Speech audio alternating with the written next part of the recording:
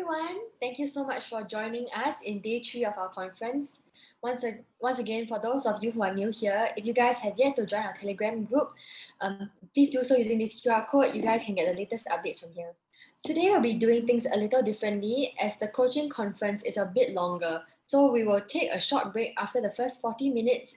So it's like an intermission before continuing with part 2 of David's segment. Remember that if you have any questions, please feel free to message question bot or in the main chat.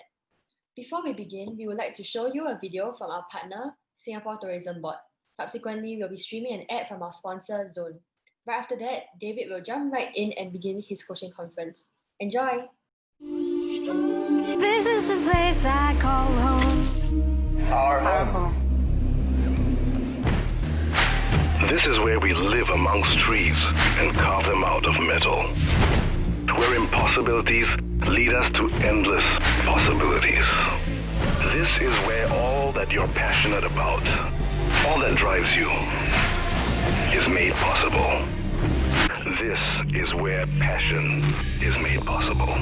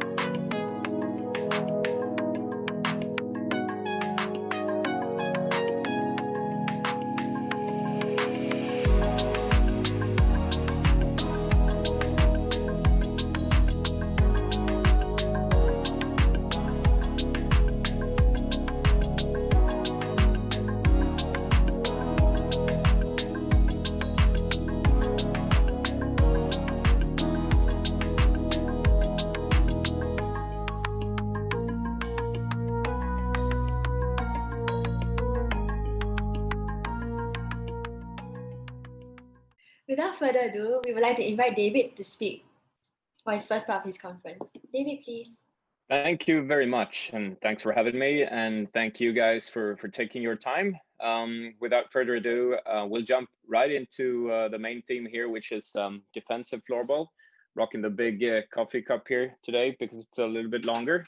So I think we'll be all good. I'll start by sharing my screen here and get right into explaining what we're supposed to do today here.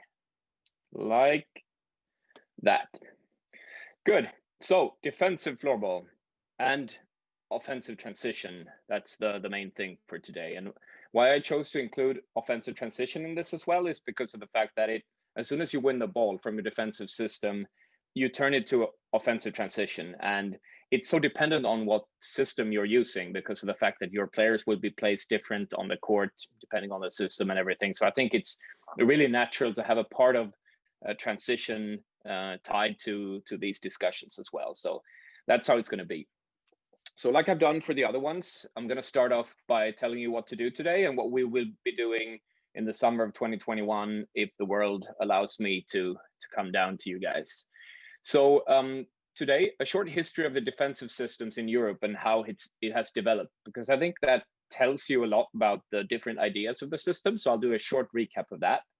I'll also talk to you about how to pick a defense system, and I'll do a deep dive on one of them. And then if I come down to you, I'll do a deep dive in all floorball systems, which are 5 or 6, depending on how you see it. And we'll be trying them out on court to experience the huge differences of the systems, because there are huge differences, vast differences between them. And also methods to practice this defense and the offense transition is something that we will focus on as well. Good.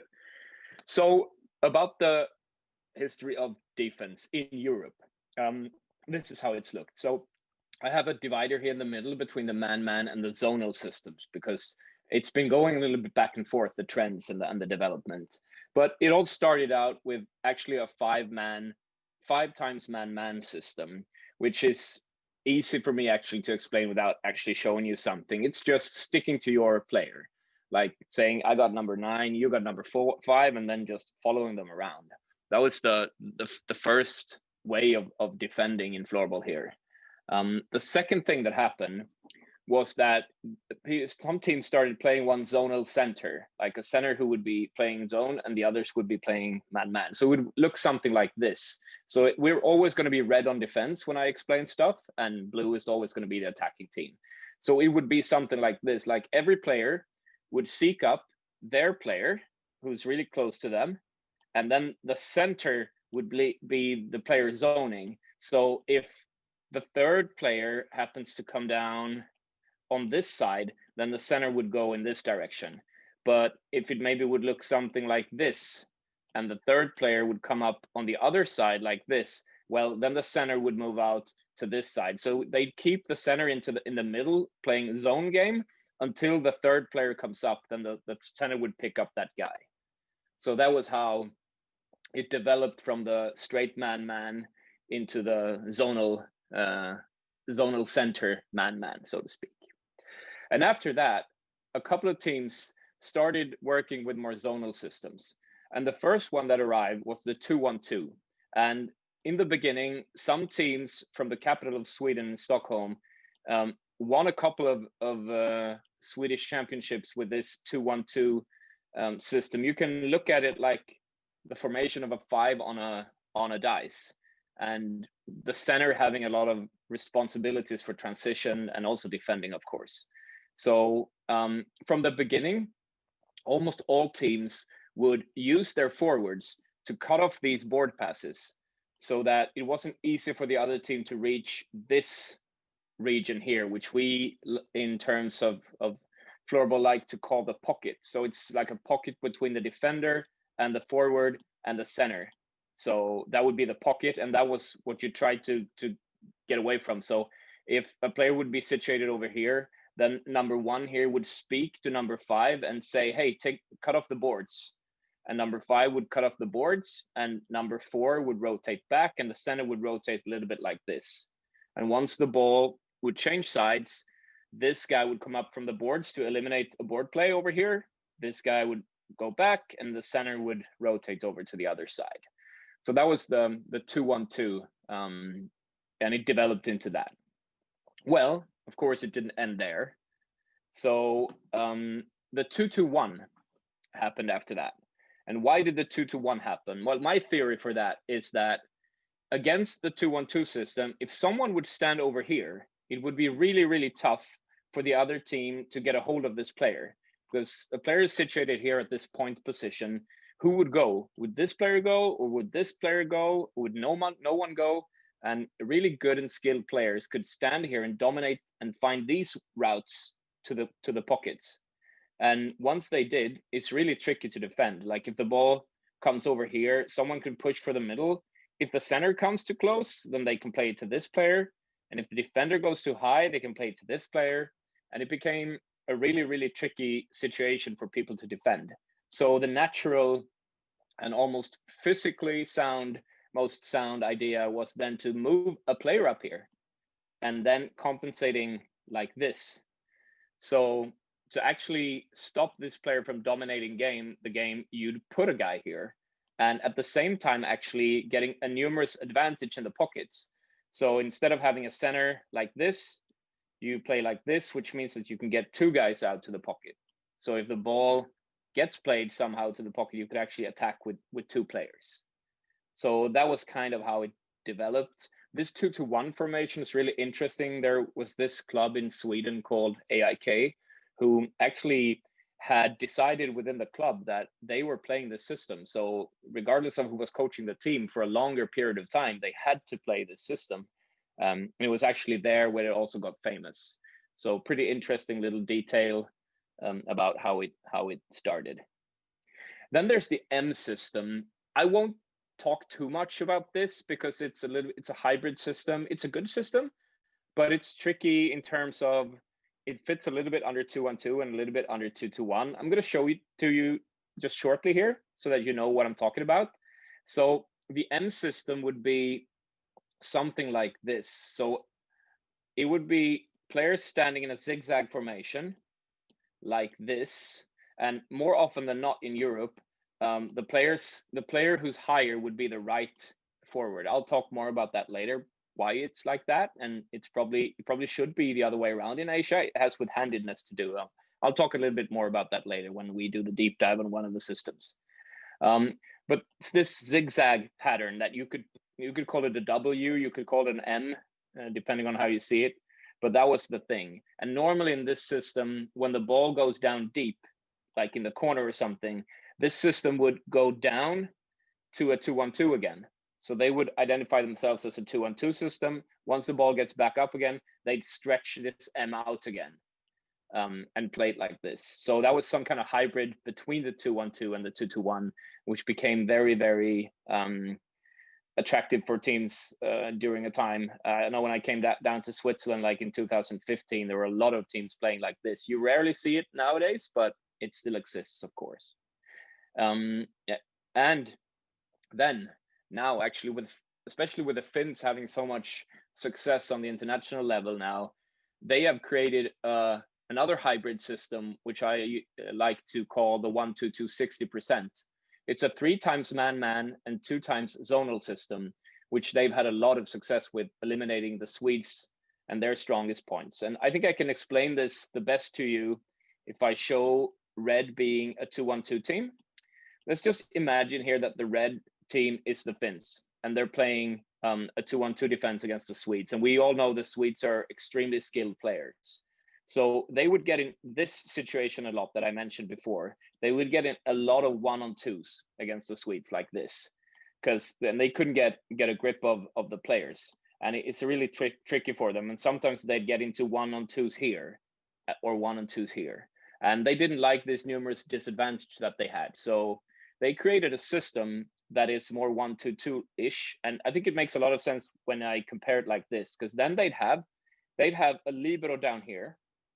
They'd have 2 midfielders, something like this, and they'd have their 2 forwards. And like you see, like just graphically, this makes so much more sense, because all of a sudden it's a 2-on-2 down here, and it's a 2-on-2 down here, instead of the way it looked before, when it was a 2-on-1 here and a 2-on-1 here. So that was the main reason. I think I've talked to some Finns about it who've played the system, and they agree. They think that this is also the way they did it, or why they did it like this.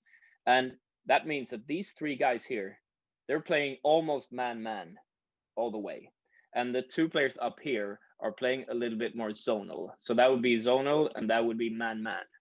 And that is the 1-2-2 60% that is used a lot by the Finns. So like I said, I would, if I come down the summer 2021, we would look into this a little bit more. I'll just pick one system here today. But yeah, we could do all of them, of course, when we have more time. Actually, another system emerged, and that was the 1-2-2 100%. I won't talk too much about that now because it's pretty complicated, but it's a full court pressure system. And when speaking about full court pressure systems, actually, these 2 ones are the ones that are mostly used for full court pressure. So the 1-2-2 100%, where you move that system up court, or the 5 times man-man. That is normally what you'll see from teams. So just a short history rundown to open this up. Now, let's pretend you are coaching a team and there's a new system, new season coming, or maybe you want to do something else with your team. So I'm going to run you through some factors you can think about when picking a defense system. I think this is a really good thing to have in your head. And I also think it's important for you guys to know that, honestly, I have preferred defensive systems that I like better than the others, but it's not more than that. I think every defense system in floorball that exists can be used with a lot of good results. You'll see almost all systems have been used by dominant teams in Sweden, Finland, Switzerland, and so on and so forth, and on the international level. So it's hard to single one out and say that one doesn't work. They all work. It's about selling them. It's about what system to use with which group. that's the tricky part. So even though it might sound at times that I'm favoring different systems, that's not really true. I do have my favorites a little bit, but like I said, it doesn't mean that I don't think the others are good either. All right, so the factors. One, something we discussed the other day is coaching philosophy. So a coaching philosophy could limit you a little bit. Like what I stand for, I would never play a defensive 2-1-2 system, for example, because I think it's too, it gives the opponents too much freedom, and I don't like that. I want to tactically steer games, so I wouldn't be fine with the 2-1-2 personally because of my coaching philosophy. So that's something you have to think about first. What do I stand for? How do I want to play? So that's probably a system you'll rarely see me playing. And yeah, because of your philosophy, that might be a thing when picking your defense system. Another thing, of course, is the roster. Like if I look at the roster that I had in Pixbo Wallenstam when I was coaching in the SSL and the roster that I have now with the Swiss national team, we have a couple of guys who are physically really, really good when it comes to speed endurance, for an example. So we've been playing full court pressure with one line, at least one line, almost all of the time, which I didn't do in Pittsburgh because I didn't think we had the players for it. So it has with the roster to do, of course, as well. Though the Pittsburgh roster had other advantages in comparison to the Swiss roster. But in terms of defense, the ability to play full court pressure is higher with the Swiss guys. And then club philosophy could come into play. Like I said, in AIK in Sweden, they only allowed one defense system, which of course sounds a little bit weird, but that's the way it is. And there could be other philosophies inside of a club, how entertaining they want you to play or something like this. So that could be a factor. I don't know exactly about the traditions in the Asian clubs when it comes to this. Maybe it hasn't been created fully as much as it is in Europe, but in Europe for sure, this could be a factor. Another thing that might sound a little bit random is the sports center or the floor. I've been playing in sports centers where like the floor is so maybe bad so that the ball is bouncing a lot, and maybe that forces you into how you want to play. So if your home court is small or big or bouncy or not bouncy, that could be a thing to actually think about, because then again, you'll play half of your games at home. So that could be a factor. The opponent can be a factor if you want to be really flexible, if you want to switch between systems, which some coaches do. Then the opponent could also be a thing. Like against some opponents, you want to be more full court pressing maybe, and against others, you want to be more defensive, or you want to make sure that you eliminate them from reaching certain areas of the court. So your opponent could matter. If you want a high or low event game, like do you want a lot of stuff to happen, or would you rather have a slower game? This could also be a thing, but now I'm talking about game to game, of course, that you would be adapting to your opponent, which could make sense, but could also, some coaches probably think that they shouldn't adapt and that the others should adapt to them. So a little bit of a balance there, but it for sure could be a thing. I know a lot of coaches who think like this. The counter structure, like, do you want to have one forward up top, or do you want to have two forwards up top? Do you want to have a center you can go through? So a lot of coaches decide on their defense system when thinking about how they want to counterattack. So this could be a very important thing for some coaches. And in the end, the full court pressure possibilities. Like some systems are more suited to turn into full court pressure, and some systems are less good when it comes to this. So we'll see a little bit more about that later on.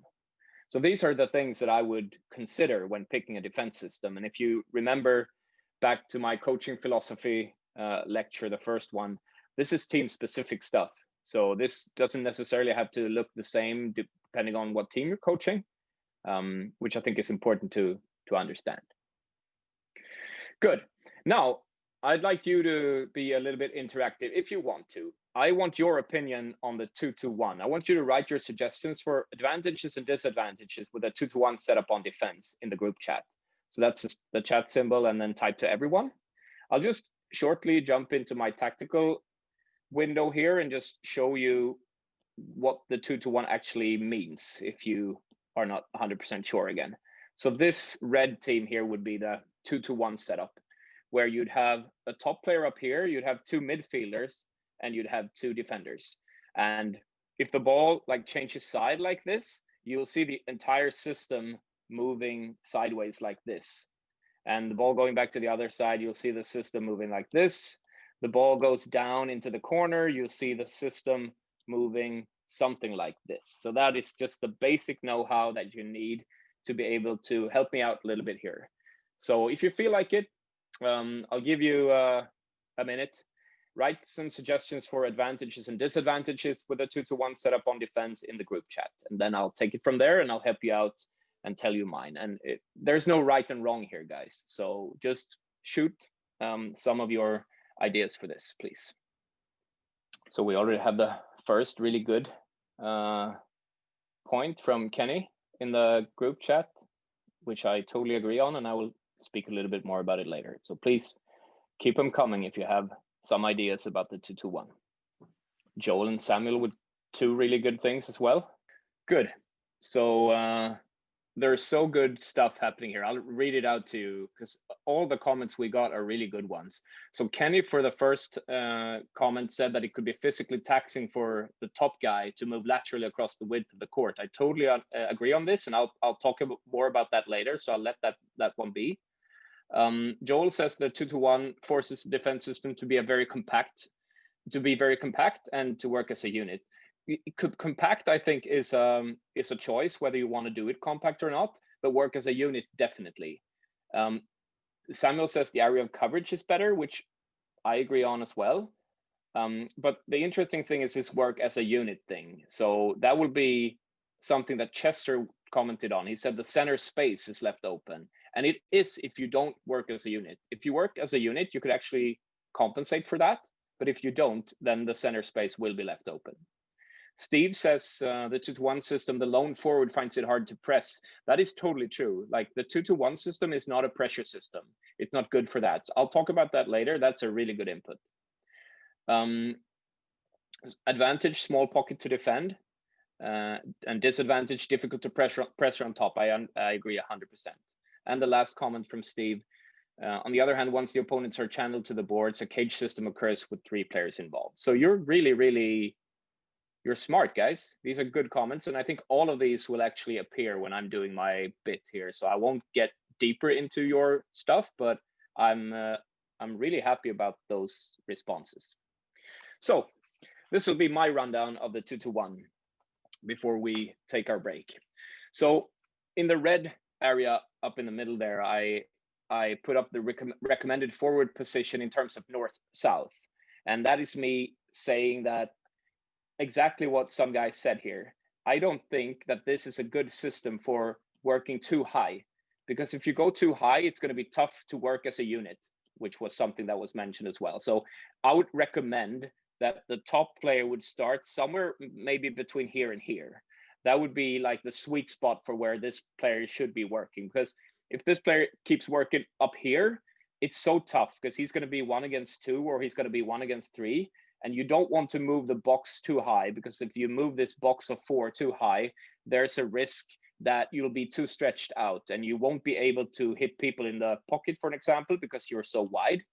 It's so wide between these 2 guys. So a really good point, or really important thing, is where to start your steering player. And I would go somewhere between here. That would be the most logical point, I think, when it comes to that. Good. Now the advantages. You could actually see it like there are 2 centers, depending on how you look at this. So you have these 2 midfielders, and if you're not working as a unit, you would consider this like playing without a center, of course. So if they're too wide set up, these 2 guys, then you'll experience like having no center at all, and it will feel really weird for you. But if you have a good like rubber band effect going on between these guys, once the ball goes over to this side, you can have 1 hitting the ball carrier and 1 picking up the center spot. And then you'll feel like you actually have 2 centers who are working back and forth. So it depends on a little bit how you play it, how physical your players are, how you coach it. But this could actually be a huge advantage, I think. You have two players on the midfield positions. The other 2 up-and-coming advantages here, the steering and that it's very coachable. I'm going to talk about both of them at the same time because I think they work hand in hand.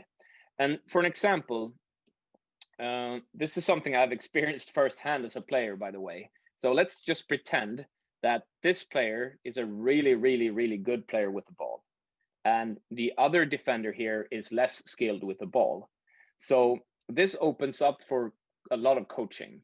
So if this is the case, once the ball gets played to this a little bit more skilled player, you would use your steering player to push and close this player down a little bit harder, making sure that this player has to do something with the ball. So you don't stand back and let this player dominate the game. You go the other way around. You push this player hard so that this player has to run with the ball and you can put him under pressure, or this player has to play to the other D, for an example, or maybe to someone else who's coming and supporting down here. And once this player gets the ball, a cool thing about this system is that you can just move up and just shot the pass back to the skilled guy and then push this player forward so that this player has to do something with the ball, for an example. This is a huge benefit to the steering system, that you can, with coaching and with the steering, decide a little bit how you want to do stuff. Another thing that might be a factor is, let's pretend that a team has only, for Asian purposes, let's say that the team has only right shooters. So maybe it could make sense for you to push them down this side. So you'll open up this corridor for players to play down here, which might sound a little bit weird because they can of course run in and shoot from here, but that's the only thing they can do. If all players are playing right-handed like this, or the handedness is right, then once the ball is on this side, who's going to shoot a one-timer? No one's going to be able to shoot a one-timer. So if you place to this player, to this player, to this player, or to this player, in this case, no one can shoot a one-timer. Well, maybe this guy did it if he could come something like this and shoot the ball, but otherwise not, right? So there could be stuff like that as well, where you can open up one corridor and close down another corridor, depending on how you play. So these are advantages with a 2-to-1 system. The counterattacks with these top players is also easy to execute. Like it's very logical how to do it. If you win the ball, regardless of where you win the ball, the easy option is always going to be to play a north-south ball up to the top player, who will always crash the net once the ball is won. So it's a very logical way of counterattacking. There's of course disadvantages to this as well, meaning he's the lone guy who's up here instead of like a 2-1-2 system where you'd have two wingers who would work this. So yeah, you win some and you lose some.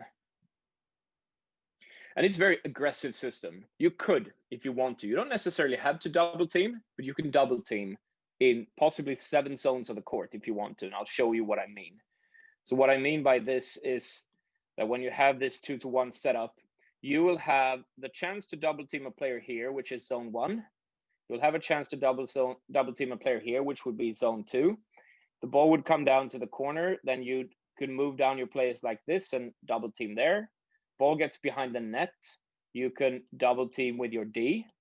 And of course, the same on the other side, meaning that you have 7 areas where you could potentially double team.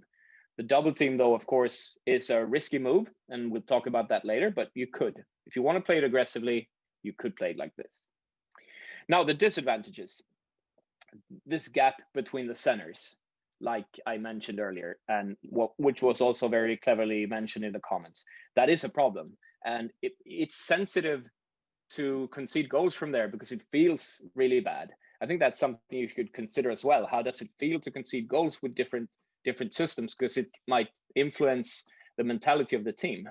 So this gap might make you look foolish and might make players who are not buying into the system a little bit concerned when conceding goals. So the mental part of it shouldn't be forgotten either. I mean, and the sideways movement just generally is a huge thing. Like if the opponent manages to play, for example, this pass here with a lot of quality, like over here, and then they got people sneaking into the middle, and while they're changing sides, people can expose the middle. I mean, when drawing it like this, it of course looks easy. It always does, but that happens a lot of time, that the sideways movement might hurt you. And also, like mentioned in the comments, this top guy has to have a lot of endurance. Otherwise, it's a really tough spot to play, and it can be exhausting also for this player to never directly win the ball, because that's the way it's going to be a lot of time. The top guy is going to force the others to make bad decisions, but it's not necessarily going to win the ball all the time.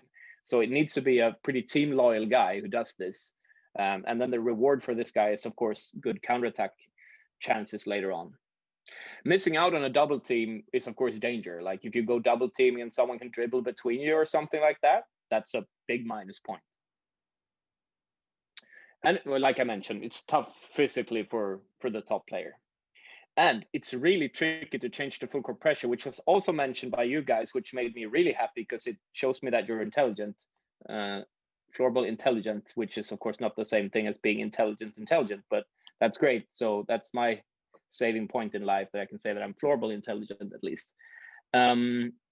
So this means that if you want to push this higher, like I said, I don't like this being played higher than maybe 80% of the court. And that's because it's so easy for players to just go down the corners like this and have one guy that's just running between these two guys, and then a third player coming here, and it's so hard to pressure like this. It's just really, really tricky because it's going to be so huge areas back here. And if you want to try to somehow change it into a 1-2-2, for example, then it's also really tricky because this player will have such a long way to run. So if you want to open it up like this and then force it into a 1-2-2, it's of course possible, but it's really tricky because the court's 40 meters and these are long distances to run. So that is for sure a negative thing about this system, I think. Good. I've been going on for a little bit more than 30 minutes. I think I'd like to take my break here and then maybe make the second part just a little bit longer, because then I'll show you video of the 2-2-1 and we can have some discussions. So we will take a break here and then we will continue after the videos with looking at game photo from this system, so I can show you a little bit better how this system actually works in real life.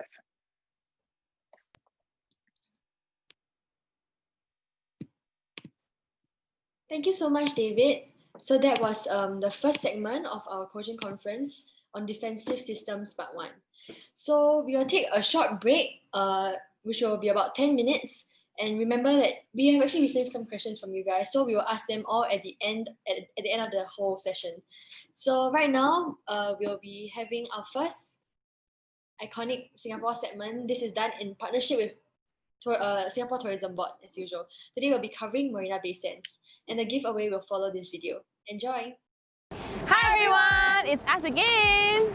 Now we are situated at Marina Bay Sands, which is situated in the heart of the Central Business District of Singapore.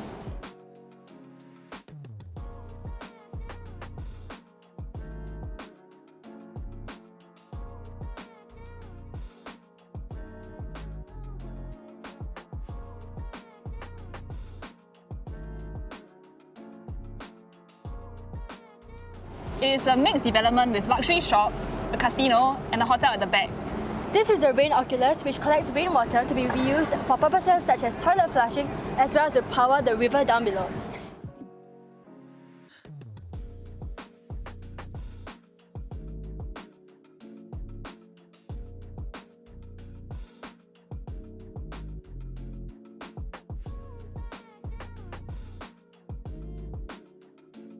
Did you know? A very cool fact about this is that if you speak from here, the person at the other end can hear. Shall we test it out?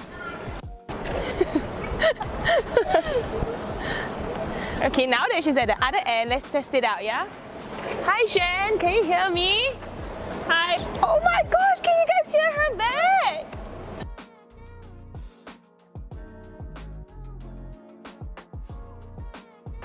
Thank you so much for watching, and see you guys at our next destination. Bye!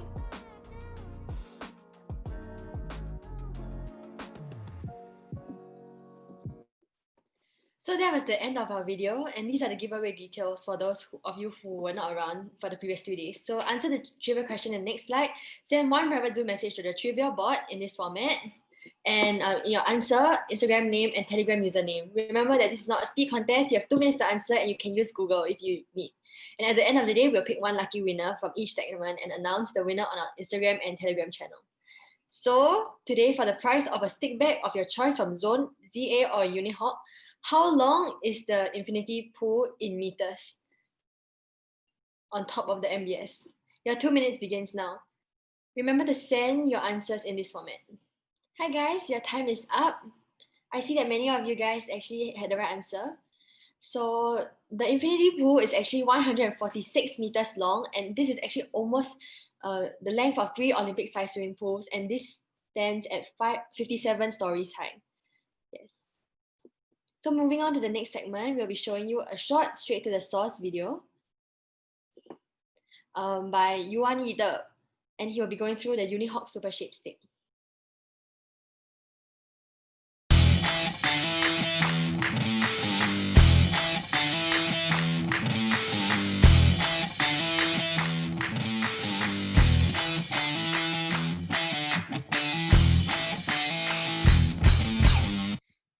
So hi Yuan, thank you so much for joining us again today. Hi. And today we'll be going through the Super Shape series.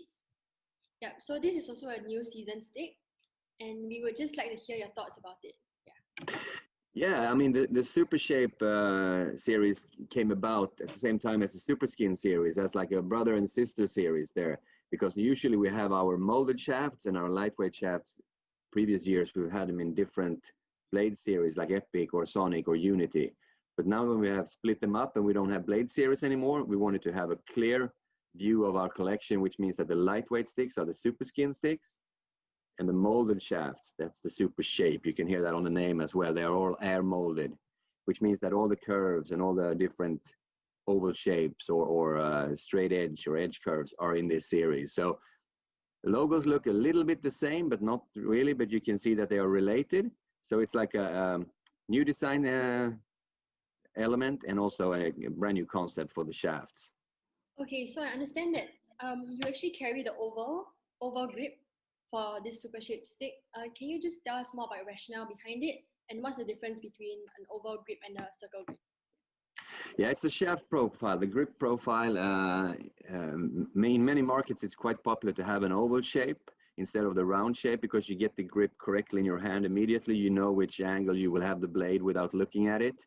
It's very popular in certain markets, and we wanted to add more and more of that as well into our collection. So basically, we want to have round options and oval options for those who like that. So. Oh, so it's just preference. Yeah, it's a preference. Yeah. I mean, they have basically the same feature when playing, you know, in weight, in terms of balance and stuff like that. But it's the grip that's the big difference. Okay, so are there any like significant difference between this stick and the Super Skin stick? Yeah, I mean, of course, there will be a slight difference since it has a different shape, so weight will be affected a little bit. But basically, we have tried to keep the same features and the same balance for each stick. So some of the Super Skin sticks we have actually created as oval versions, which is very similar to the round versions, but that you now get the round or the oval grip to choose from. Okay, understand. Thank you.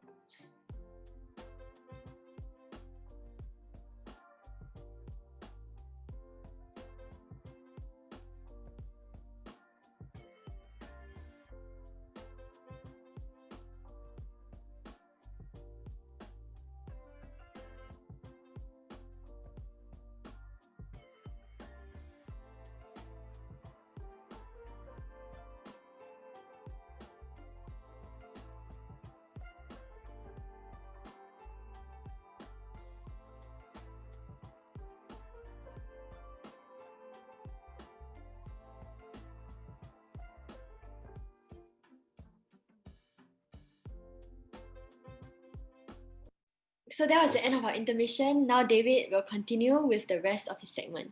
David, please. Thank you very much. Nice and great and informative videos. Cool to see. So let's get right back into the 2-to-1 system. I'll be sharing my digital tactic board here, and we can have a look at some things that I think are really important. And I'm going to touch on that thing with the Asian market that I just mentioned quickly here. So before we start the video about the 2-to-1, there are a couple of important things to talk about. The first thing is whether you want to run this 2-to-1 symmetrical or not. So there'll be some teams who will have this steering guy exactly in the middle, but you'll also see teams who will have this player a little bit from the right or a little bit from the left. And in Europe, you often see this steering player starting a little bit from the right. And then there's another choice to make, and that's whether you want these players and these players to be on the same height, or if you want them to stand something like this with maybe a height difference of a meter or something here. So when I play this, I like to have this system set up a little bit like this. So you'll see a small difference of height between these guys. And I like to run this player from the right. Why do we do that? Well, we do that because of handedness. In Europe, like 80% of the players are lefties. So that means that this player will almost all the time be playing left, which means that when we go steering on this guy, normally he needs to have the ball on this side, which means that it's a shorter way for us to run than if the ball would be on this side. And it also means that when we pressure this guy forward, he will have to change to his backhand. And once someone switches to their backhand, that removes this part of the court because it's almost impossible to play the ball over to that side. So that is why most of teams in Europe will steer from the right, which means that if you would apply this to the way the Asian market is in floorball, I think it could make sense for you to go the other way around. So that would be that it would look like this, and then you'd have to, of course, decide how you want to do with these players. Should they be on the same height or should there be a small difference? And then because of players being righties, maybe you want to do it mirrored, like the other way around. The reasoning for having these guys not at the same height is for me that if this player moves forward like this, there might be a chance that this player will be looking for this pass a little bit more if this guy hides a little bit behind here. If he's up here, there's a chance that he might not be going for this pass. And when I play this system, I want them to play this pass because I want to be able to steal these balls and then counterattack with this. So that's the reason why I do not keep them on the same height. That's, I think, something that should be considered and you should know before going into the video segment, which I will start now. All right, so I'm going to try to do this pretty slow for you guys and try to go into detail with stuff now. So if some of you feel that this is a little bit over the top, then yeah, it has to be like that because I want to give you a good rundown of the system and the details to make sure that everyone can take something with them here. So the main idea for me is to defend a quarter of the court. Like I want to steer people down and I want to lock them in on one side. And I've written here in English, close the central line. I don't know if that's the correct version of English here, but it means that we want to stop people from crossing the central line with the ball so that we can keep them on one side. If I say that and it's not correct English, then excuse me, but I think you'll understand what I mean. I haven't found a better expression for it. So it normally starts up here. And here you'll see, sorry, that's my son. Here you'll see our steering guy pushing this Finnish lefty forward in the court. So the big thing here is that we have two Finns here, and there's only one Swiss guy, right? So if he can push him down here, then this guy is not a factor anymore. The Finns are actually starting out in a 4-on-5 situation against us. And once he gets pushed forward in the court like this, after that, he needs to pick a side. And here the ball gets played down this side. So that's, of course, a sign for us now that we want to lock them in here. So we will be pushing all of our guys, this box of 4 plus this guy. Actually, at times you'll name this system box plus 1, which is these 4 guys being a box and this guy being a 1. And now it's important for us to lock them down. So the goal here is going to be for us to not give them any chance to play quality passes over the central line. If we can manage that, we will have a very good chance of defending them well. So what happens here is the ball keeps on running. At least my screen did. It looks on my computer like the screen did not move. Can someone please confirm to me in the chat whether it moved or not?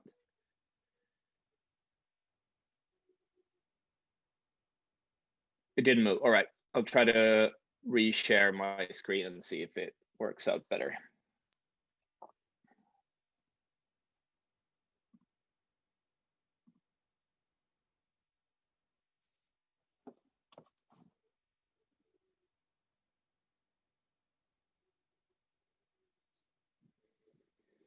And we're in again. Now it moves. Great. So I'll go back a little bit here. So this is where you see the fin moving down into the corner. And now he's in a really tricky spot, right? I actually don't want my steering guy to be this far over to this side. I'd like him to be situated somewhere here so that they actually can play it back, but then we can hit them once they do. So that's not correct the way we want to play it, but otherwise it's really good here. So you'll see the entire box here. If they want to change sides now, they just need to whack the ball over here and that won't be a problem for us. So they do. Whack it over there. And see our box is just changing with them and the steering guy is now in a perfect position here. So if they play back like this, he could put him under pressure. And that means that this guy from the Finns is not really part of the play. Dann machen sie und pfeifen sie das Spiel gut. Richtig. Absolut. Im Mittelpunkt stehen die Spieler im Mittelpunkt. Jetzt auch wieder now the ball Schweiz. gets transferred back to the other side again, and you see the same thing again. Now people playing really, really hard. And now this is where a really, really interesting situation occurs. So I'll zoom it in a little bit here. This is where some 2-1 teams will take this defender in front of the net and stand back with him to take care of this guy. And some teams will hit this guy hard to make sure that he can't play a quality pass to the other guy. And then, of course, the goalie needs to be active here as well. He might be using a foot or something to stop this pass. So I'm in the aggressive division here. I like him hitting this guy before he knows where people are at. If you look at this frame by frame, you might think that it's totally easy for him to play this ball, but it happens so quickly, right? So I like him going out and trying to stop this guy before he can actually reach the other side. And that's the way we want to do it. So we want to survive by eliminating them from playing these quality passes. And it's a really tricky thing, but it's pretty interesting. So the system, I count waves. So east-west, we will have 2 defensive waves, and actually north-south will have 3. I'll explain that later. So the waves work like this. Here you see the 2 waves really good. So we're red, defending from the right side, and as you see, this is one of the systems that we run with the Swiss national team. That's why I say we all the time. This would be the first wave of defense, and this will be the second wave of defense. D1, D2, midfielder 1, midfielder 2, steering guy. So these are the 2 east-west waves. And here we're playing the best of the best. Here we're against the Swedes in a World Championship semifinals. And easy ball losses. The ball gets played into the corner. And this is where you see this thing again, where the box will be intact and the steering guy, you don't even see the steering guy, he's up here. But the most interesting thing here is going to be to look at this, like how the far D-man will come down and close the central line so that the Swedes can't come over the central line. Searching pass towards Sundstedt and was mopped up in the end in the corner by Samuelsson. Samuelsson. There, when he goes down and sweeps away that ball, he makes sure that the Swedes can never get to this interesting part of the court where no one is at, because we've tried to lock them down and try to stop them here. So it could feel like a risky play. I think it's more risky to not go there, because then they will have possession and they can use a lot of the free space on the court. But yeah, it's a matter of taste, right? It's a matter of what you believe in, and this is what we believe in with this system. Now, coming to the 3 waves of north-south, this is almost as important. So we'll start here. So now we'll see the steering guy. We're white here. It's against Sweden again. You'll see him taking this position that I talked about, starting a little bit from the right, because this Swede is a lefty. And he will then start putting pressure on this guy. And this is the first north-south wave. And we see the second north-south wave here. And we also see that they're standing, like I told you, with a little bit of difference, height difference between these 2 guys, because we want to force them to play this pass and then win this ball over here. So the first wave is going to put pressure. And then the second wave is going to put pressure. and then the third wave is going to put pressure. So for Sweden to come down our zone, they will need to work past these 3 north-south lines. At the same time, we also see the east-west lines being here and here.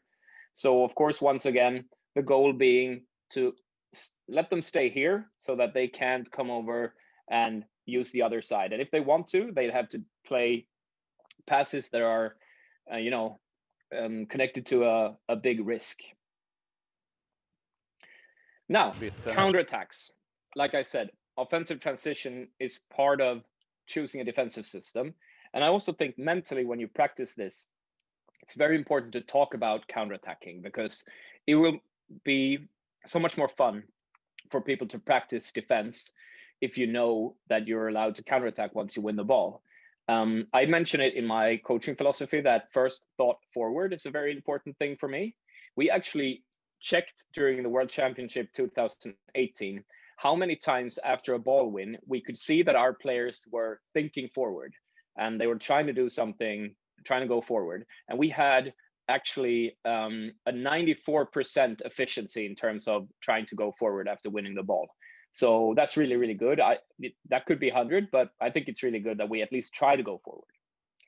So the counterattacks, how do they work?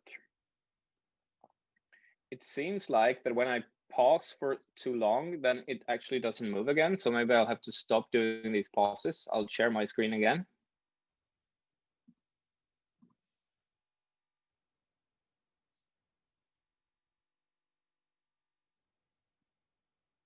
It's a good lesson for me, trying to not speak so much. Just gonna run us ahead to where we were in the presentation. 2 waves of east-west,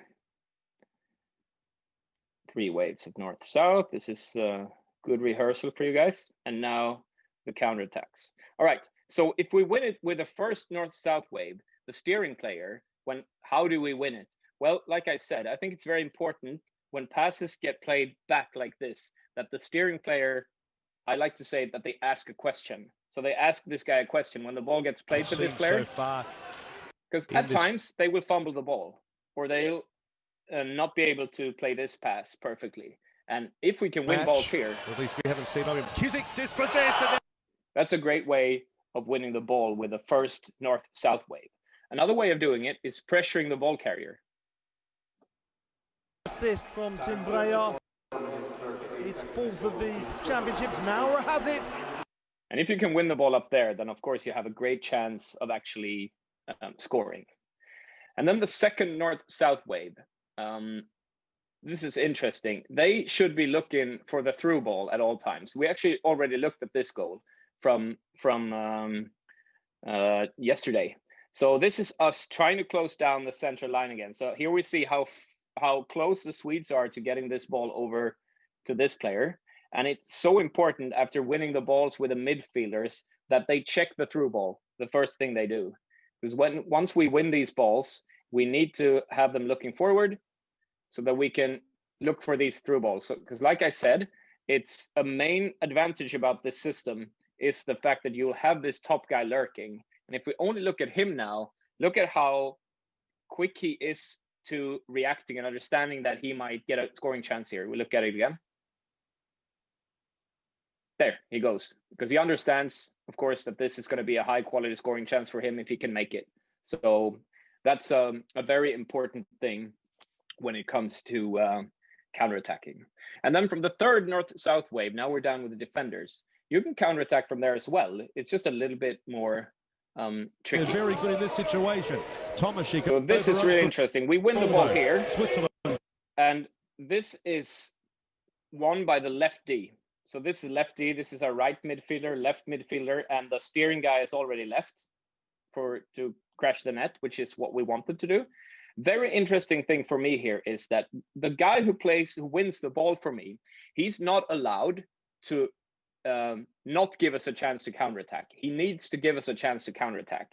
So this player is not allowed to just drop the ball back to this guy or something like that. He needs to give the ball to a playmaker who then has to decide whether we want to counterattack or not.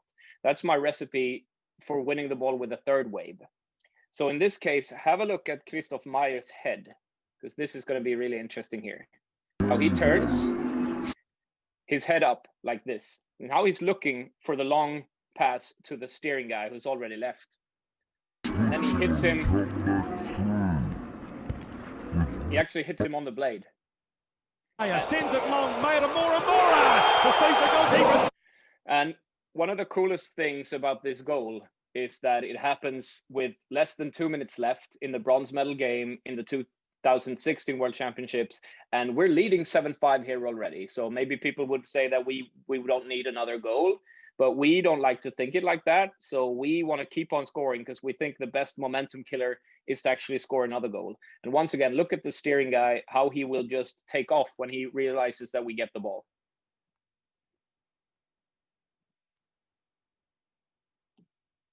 All right, I'm going to go into screen sharing again.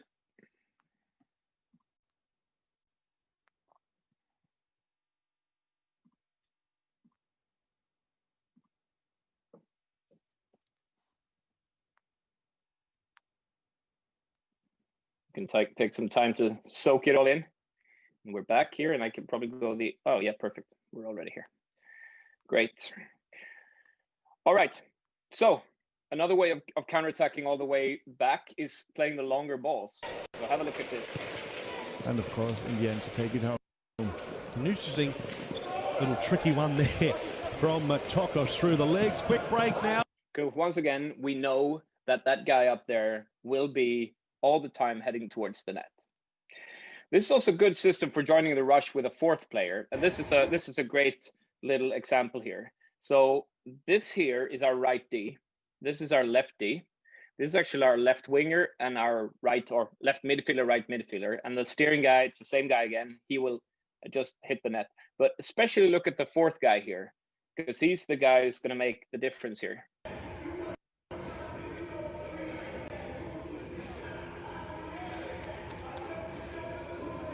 Eventually being the guy who scores that goal. And here, have a look at this guy over here. This is Kevin Betty. He will now join the rush as the fourth guy. Through Ollison. Which is pretty easy in this system when you have your first wave like this, your second wave like this. The far D guy, the sleeping side D guy, can always join as the fourth player on the rush. Dodging, weaving, almost. Chopped off though by Laley. Good. And then the last thing that I think is important to consider as well is how to defend free hits in your own corner or free shots. We do actually kind of the same thing. We want to keep on playing that system. So we have the box of the four guys like this, and we have the steering guy. And if a pass gets played back, then we ask this question to try to shut down the central line like this. And if the ball gets played to this area, we'll have someone else coming down and trying to close down that here so that we can keep on defending with our guys 25% of the court. Whether you like this aggression or not, well, that's up to you, but that's how we play it. So here the ball gets played back and we push with this guy. We try to force them to stay on the side where we have a lot of players. And in this one, you'll see the ball going behind the net.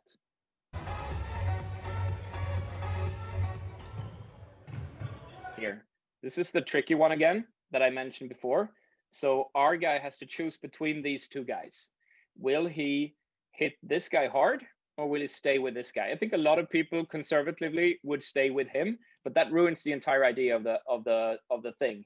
Because if he stands back with this guy, he gets the ball. He can always move in and they'll have a 2-on-1 here. And if you hit him really hard and you use the goalie's leg, there's almost no chance that this guy will get the ball, according to me. So I like the aggressive part better, but once again, it's a matter of how you want to play.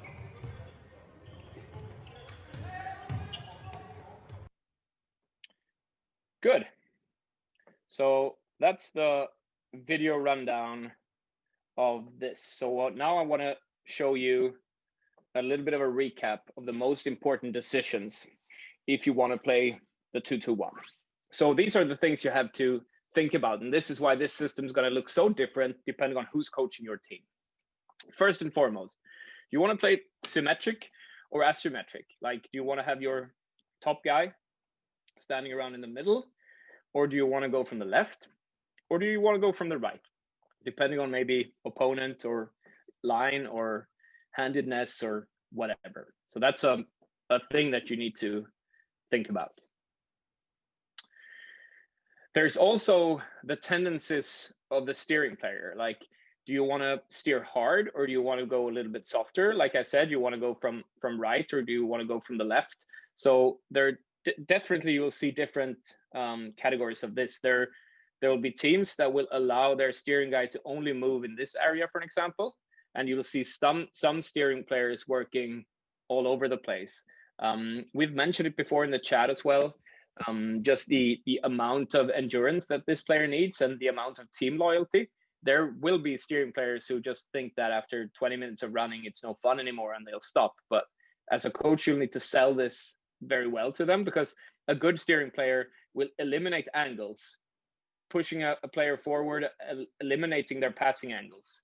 And a bad steering player might just stand here or not have enough stamina, opening up for way more passing angles for this player. So to me, this is by far the most important player in this system. Don't have any good steering players, you can't play the system, more or less, for me. So I think it's a very, very important thing. Then the all over aggressiveness. Like if we look in the own zone, there are two main ways of playing this system.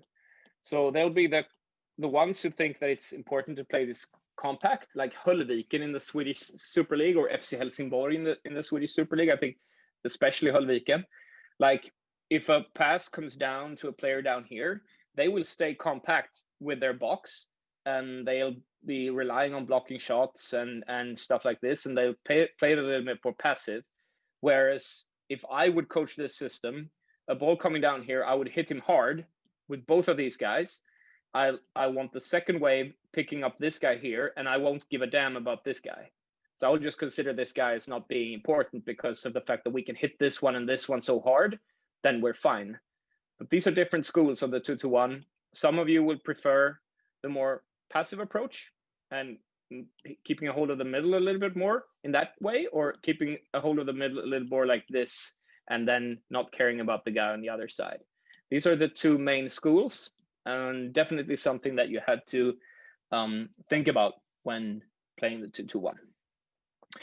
If you want to try to defend 25% of the court or not, meaning what do you want to do in this tricky situation that I showed you earlier?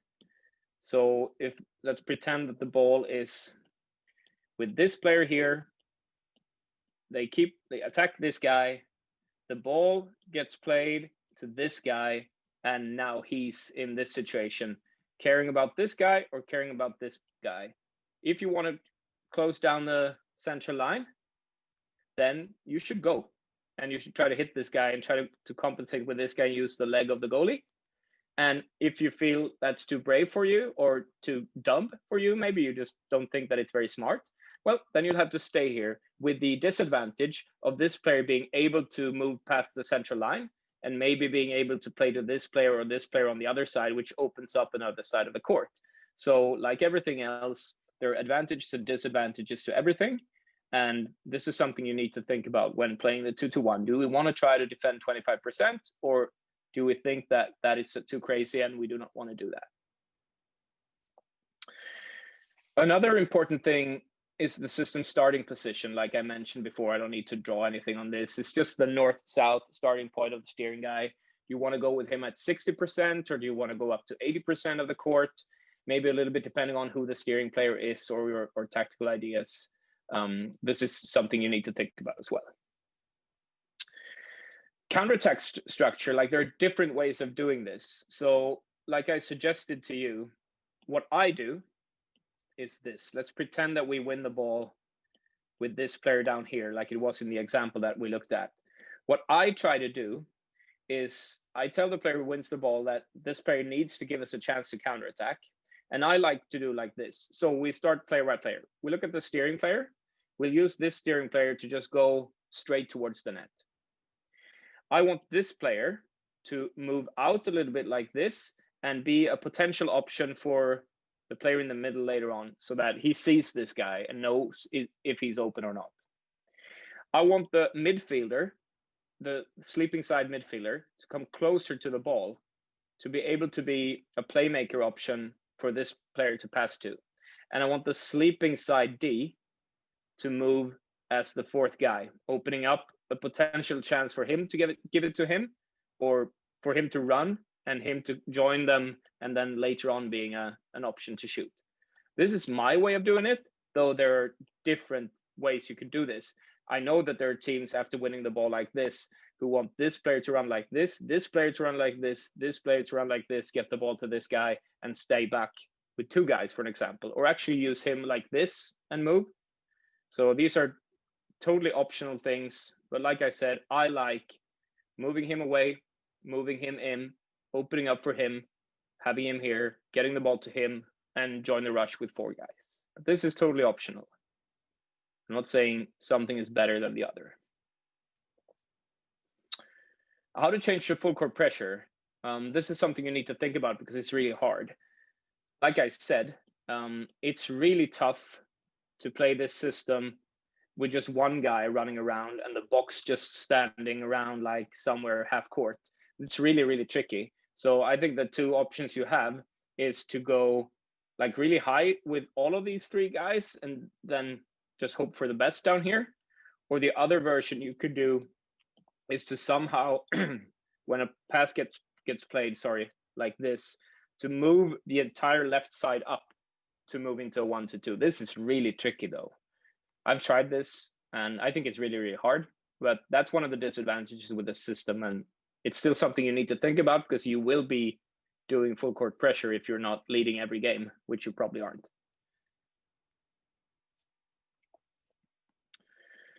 Good. Now, finally, and I think we're perfectly on time here, the player types needed for this. You alluded to it earlier, guys, and I think you're really on point with it. I think I saw two questions coming into the chat. I'll answer them after this slide here. So you'll need a steering player with at least decent speed and definitely good speed endurance, because if you don't have that, you'll be smoked, right? You'll need to be able to perform like 20 sprints in a period at least, and a couple of sprints per line change probably. You need intelligent midfielders with good lateral movement and good intelligence as well. Aggressive midfielders, I think, is a big plus, the way I play it. And D-men are good at anticipating and reading the game. These are the most important things, I think, for playing this system. Good. That is the roundup of the 2-2-1. Like, if I can make it down this summer, we can also try this out on court. We can practice it. We can play games with systems, different systems against each other. And we will do exactly this thing that I did now with this system for every single floorball system, so that you guys know exactly how they work and what to think about and what players are good to have, so you can fit it into your own team, right? And think about what you want to do. So please give me questions in the main chat or in the question box. I will start by running through what we got here. So there was a question of using total full press over the court, which I did mention. Do you normally start 2-1 from half court? I would say that you normally start 2-1 from like 60% of the court.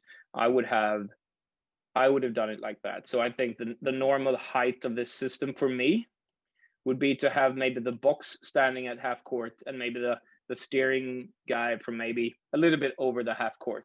That's how I would do it, but there are definitely differences to that. Some would do that and some wouldn't do that. Dolores has a question here. Is 2-1 good when you play a better team? And from where do you start in the court, and where is your killing zone where you want to win the ball?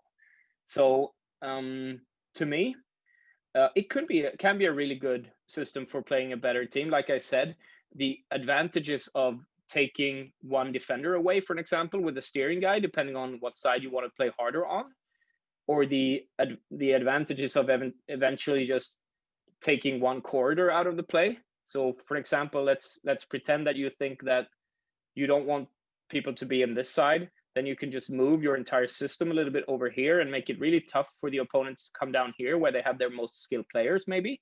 But then you'll have to open up the other side a little bit more, but maybe that doesn't matter too much for you. So you let them go down here, and then you want to try to catch them on this side so that they can't make it over to the other side. That would be, I think, what speaks for using this system against a better team. So Kenny's got a question here. In the case where the top guy is not able to steer the opponent and the opponent D moves and takes dominance in the center, I assume it's the midfielder's responsibility to step up. Does that danger where the midfielders step up and increase the space of the pockets for the opponent? Great question from Kenny. So I'll take this example here. This is totally true from Kenny, and this is one of the things you want to do when you play against this system, which is something for another day. I of course have like zone entries and ideas how to open up the game against all of these systems as well, but that takes so much time that I won't get into that too much today, but this specific example for sure. So let's talk about it from a defensive standpoint. If this happens, for an example, that the steering guy goes towards this player, and let's say, for an example, that they come down with a third guy and they manage to play it like this with high quality, or this player manages to play like a pass between the stick and the foot or something to this guy, who can then push into the middle and gain this ground here. So this is a really tricky thing. What you need to think about, though, is that if they do it like this, the chances of them having someone defending the central area in front of their own net is not too high. Maybe this guy will come in and try to compensate for the guy who's moving into the middle. But what you need to think about here, I think, as a defensive team, is that you'll probably be playing 4 against 4, but they have the part of the court where you don't want them to be. So this is a tricky situation for sure. This is also a thing that I think is good with having these guys a little bit apart like this. So if one of them is a little bit higher than the other, then he can go into a steering motion as well here, trying to force this player to pick this side or pick the middle to get up. And that helps out a little bit for the guys down here. So then hopefully at least you can steer them down to this side and they won't hit you on this side. But if they do, well, then they do, and just have to use your 4 and mobilize them going sideways. I wouldn't recommend stepping up too much with these guys, because just like he mentioned in the question, there's a risk that the center will be too exposed. So I'd rather have one guy trying to push this guy a little bit to the side and maybe one guy stepping in a little bit more towards the center. Really good question, Kenny. I think that's a clever question. Really tough case though. But think about that. If you win the ball, you will be having so good counterattack chances. Joel says, is there a way for the top guy to switch positions with the 2 wingers? This is a great question. It's a great question. I actually saw a team in Switzerland doing this. So they had a rotation system that was like this. So if the ball would be played to this player, the steering guy would run really hard on this player. This player would get pushed like this, and they'd use the middle option to get the ball over to this side. They'd actually rotate like this to keep pressure. Great question. The hard thing here is, of course, that all of these 3 then need to learn to play all 3 positions, which can be good for educational purposes, but maybe it's hard to have players playing like this on the top level, where it's tough to even play one position right. But great question. You definitely can do this. And to you, Joel, remember that this is such a young sport. So if you come up with something as smart as that, or as interesting as that, try it out, man. I mean, this sport is so young. I probably have 10 to 15 tactical things out there that everyone's doing right now, because I tried it for some crazy reason once and it worked, and now it's a copy paste sport, so people will take these things when they're good. But I also have probably 5 things out there that are really bad that people have copied, or maybe haven't copied, maybe they've come up with them themselves. But you know, it's such a young sport that there's a huge chance to just try stuff out. So really smart idea. Joachim Andersson says, I feel Sweden has not developed and improved their style of playing in a decade, while the other 3 top nations have. Do you agree with that? Well, the belief in Sweden that they are the best, which they also are on paper, is high. And I think from a tactical standpoint, they're probably the ones who maybe differ the most from the other top nations at the time. And just looking at what they have on paper and their results for the last 10 years, you'd have to say that it's disappointing in terms of what they have. Then what it depends on, that's something else. But when our guys can take a semifinals to a coin toss against them with the guys we have playing for us, then yeah, they can't be satisfied with that. And I don't think they are either. They want to like push the development in the floorball world and push the way the way it evolves. So they're probably trying to take it up a notch here. Obviously, they named new national team coaches, and it'll be interesting to see where they're at. Ogola from Kenya, James asks me, what's the name of your application? So it's called, the application that I'm using for the tactical stuff, I'll write it down here in the chat. The digital tactical board is an really old thing that's called Coach Base, I think. I don't know if it exists anymore in the App Store, but it probably does since I still have it. And the other one that is for drawing on videos, that one is called Coach's Eye. I think they're not very expensive. They're a couple of dollars. So I think Coach's Eye is $7 to $10 or something like that. No problem, man. Thank you for coming. All right, so these are the questions that I've had so far. Feel free of shooting out some more. David, sorry, there are some questions that we received privately. Okay, so the first question would be, it seems that a lot of teams use steering. Is there any system that is used now with total full press, almost man on man all over? Good question, and yes, there is. So we are playing one of our lines like that, maybe at times more than one line. And you're starting to see, like IBK Dalen, actually, the ones who you're cooperating here, we're cooperating here for this 2020 virtual SG Open. They're pressuring full court with all of their lines at the moment. And we've been doing it since 2015 with at least one line during games. And we use then the 1-2-2 100% setup is what we call it. And it is pretty man based, but there are times, depending on what's happening on the court, where we also play it a little bit zonal. I need 1 hour and 30 minutes to explain that. Yeah, there are teams for sure. And since there aren't too many teams doing that, it's really effective because others won't be prepared for it. Thank you for that. For the next question we have, how do you feel the steering systems have changed over the last 5 years when you have been a Swiss coach? And if so, how have they changed? They've changed in a way that I think less and less teams are doing it at the top level, which can be a little bit random. We have Finnish coaches in the Czech team and in the Finnish team, and they rarely use the system. So they play this 1-2-2 60% system that I mentioned before, which is pretty man based. So for that reason, there aren't too many teams doing that. The Swedes have done a little bit of steering. But to your question, what's changed? I think it's changed into more of a man-man approach in this system as well. If I look at how we play it now, we double team less and we focus more on man-man defense than we did earlier. It's still a zonal system, but there's more man-man tendencies to it. That's been the biggest difference in the last 5 years.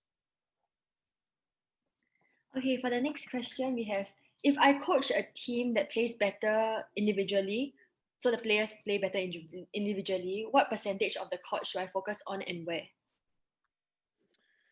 I think if a team is better individually, I think it's really important to make them not play their A game.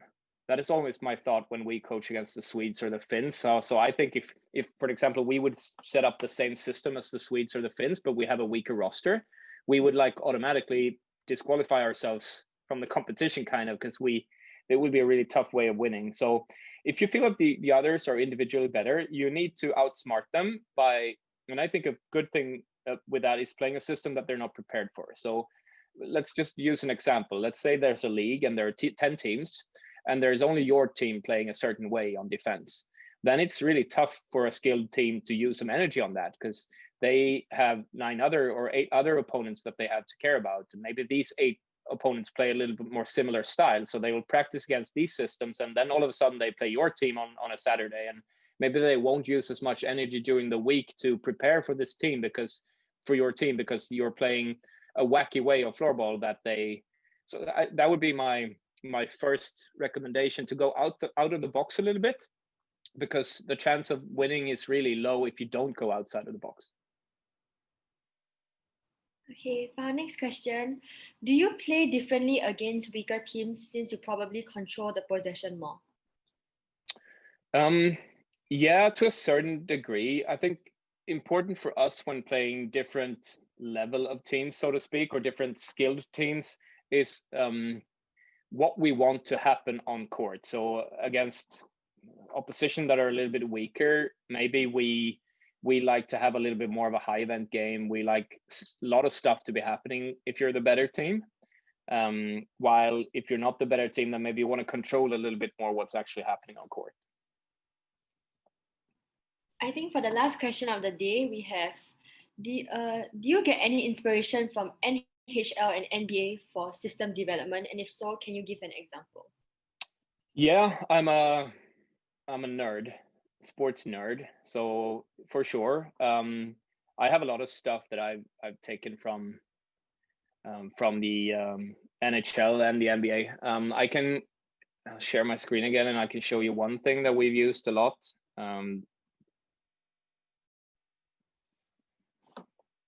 I'll share the tactic board again here.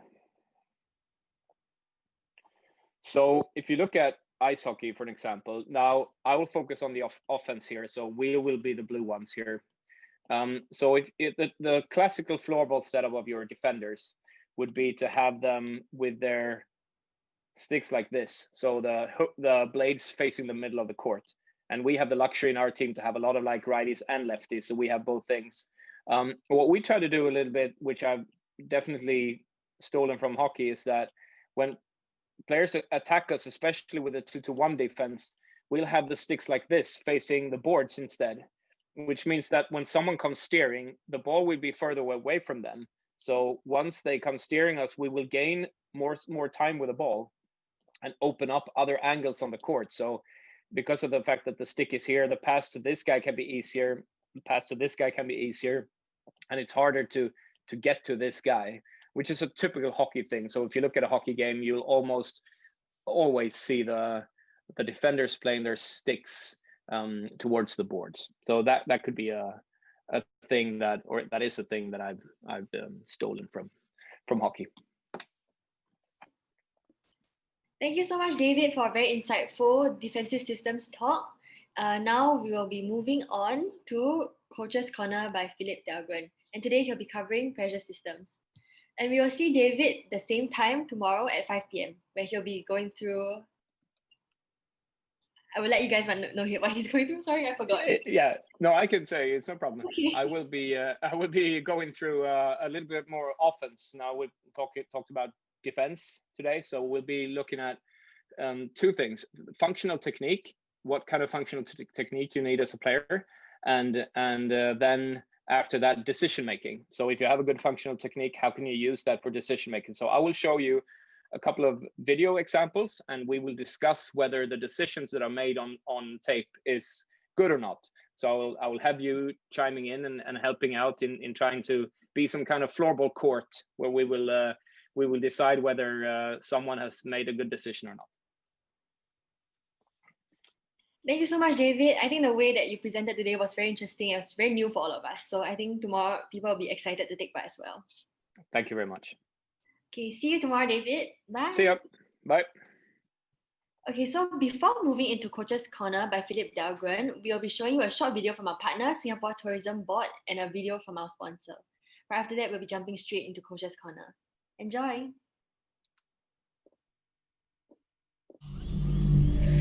There is no place like this. This is the place I call home. Our home. This is where our back streets live on as galleries and museums. Where we live amongst trees and carve them out of metal. Where old school, new school, and what no school can teach come together.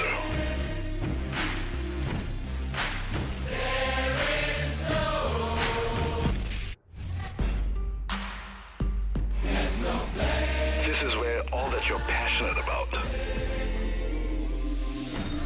all that drives you, is made possible. And this is where passion is made possible. This is your stage!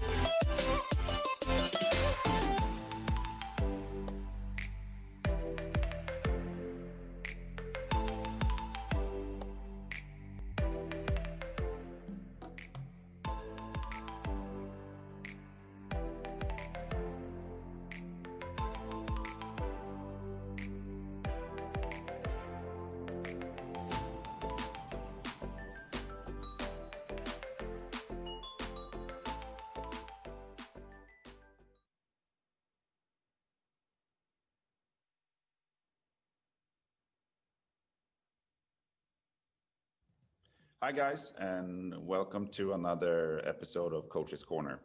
I'm Philip, and today we will go through a little bit about pressure and pressure systems. We're not going to go into specific details. We will do that in another episode, but I will showcase some situations and talk through it.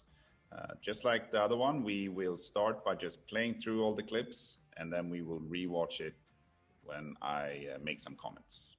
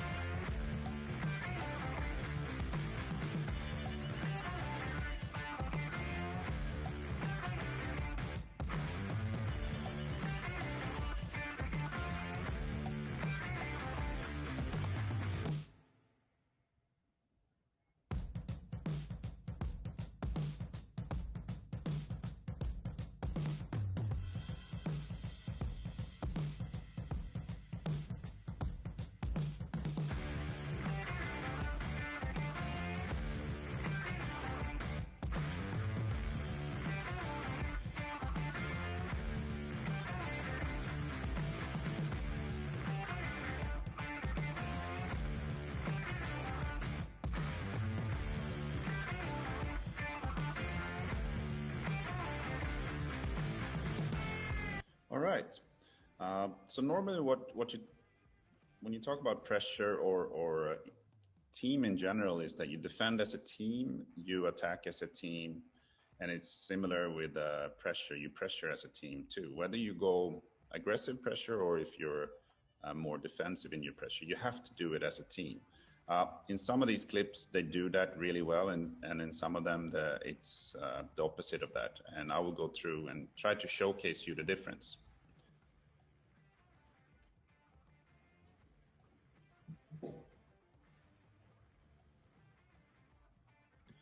It looks like the red team is having control over the situation, but thanks to the two forwards here, and it's this player right here and this player, they are working so hard during this whole clip, and they are trying to push the red team down this way. Now, if they don't get the help from these three players down here, it's never going to happen, because you see they have a 1, 2, 3. They have a 3 versus 2 here. So they will be able to do that unless these other players come and help out. And you will see now what happens here. So this player comes up. So he will be the third player. And watch him during all this, and watch the two forwards, how they're working together. And here you see the forwards are up here in this position. They have pushed the red team back.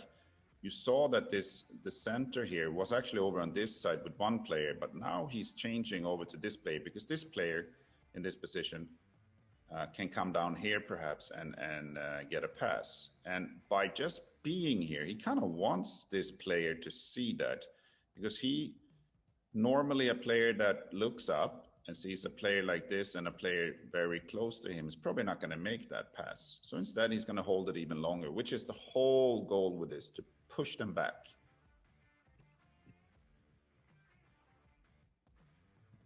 And here the pressure starts. And this is Dahlen's new system, which is just, okay, we're going to go at you for 60 minutes. Go, press. You're going to get tired. You never have any time with the ball. You're going to make mistakes. And look at the forwards now, especially, and you will also see a defender coming up on this side to help from Dahlen. So they're going very aggressive in their pressure. Here you can see it. Defender is up there, center. Boom, they press. Now they have a double, and the ball goes away. And they get a free hit. Very frustrating as a defender to get this kind of pressure. So here you will see it again, a really, really good, perfect press actually from the two forwards. And it ends up, they actually win the ball, in my opinion, clearly. And I think that 99% of all the coaches in the world are going, referee, in this situation. You can see it right here.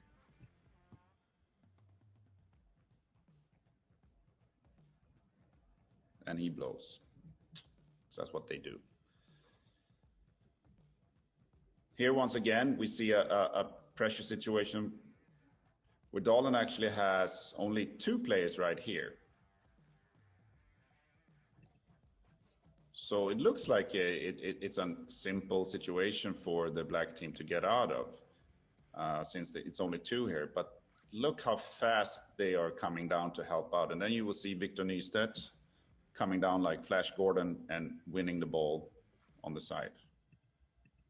So here, and boom, there it goes. And they get a shooting up. Well, they were going to do it. It was free.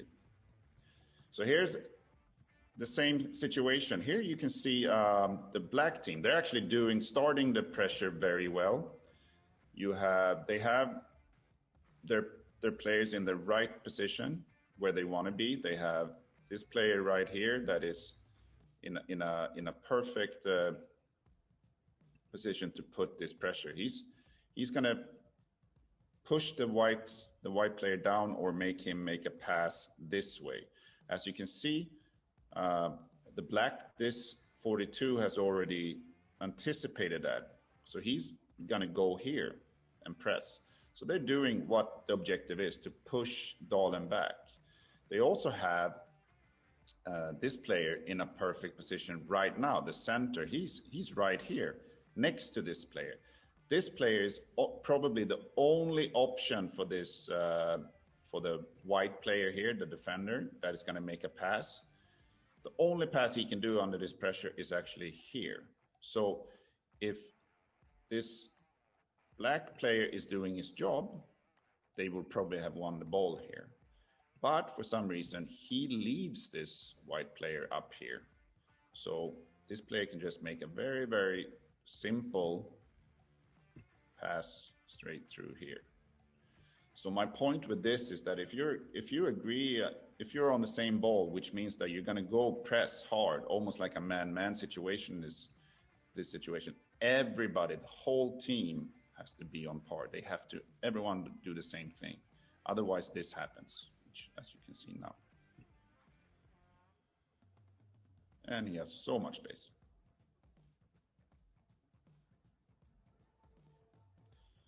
Here is a little bit of a situation where you see the red team is playing a 2-2-1, which is a different type of system. They're a little bit defensive in their way.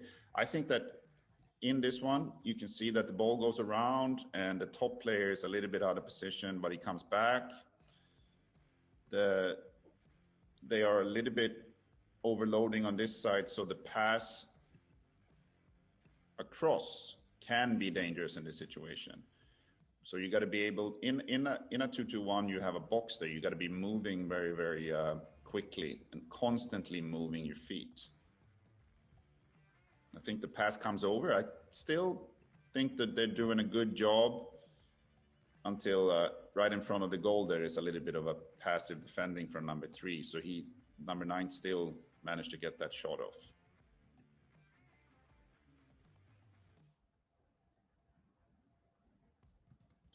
Here, just quickly, what we have here is that 2-2-1. One very important player in 2-2-1 is, of course, the top player. And the top player is this player.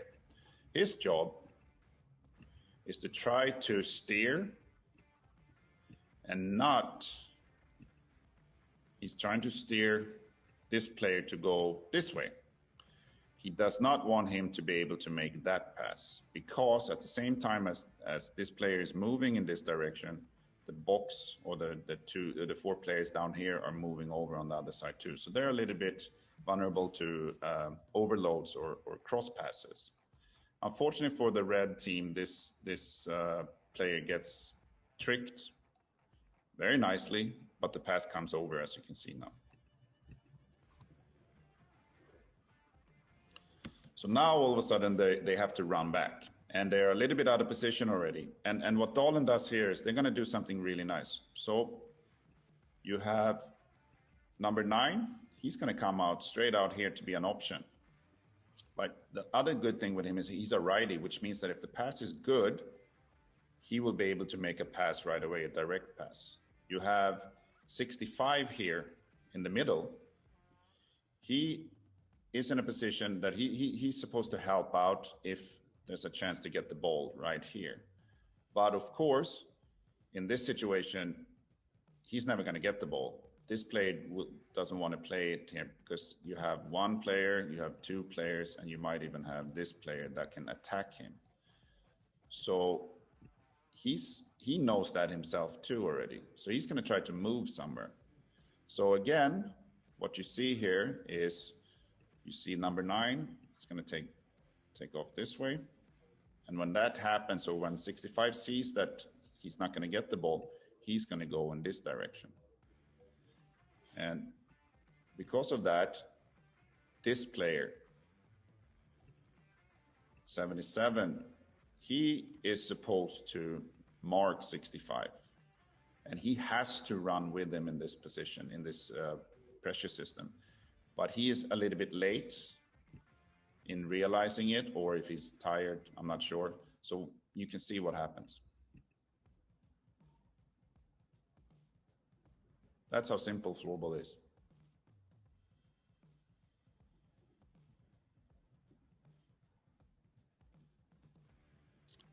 Here again, you see that the red team is they're extremely high up with one player. I personally don't like this at all, because you have one player so high up, and then you have 4 players that are so low. So we talked about, you know, how you got to go as a team in all situations. I feel that that's not really what they're doing here. They have another problem, as you can see here, is that you have one play going here, and then you have another play going on the same player. So it's miscomms everywhere here. And because of that, you will see that this player, you can't really see him here, but the pass is going to come that way. And that is a bad situation, because he can actually come in like that and he takes a shot. It's a good save, but it's actually a breakdown in the pressure system.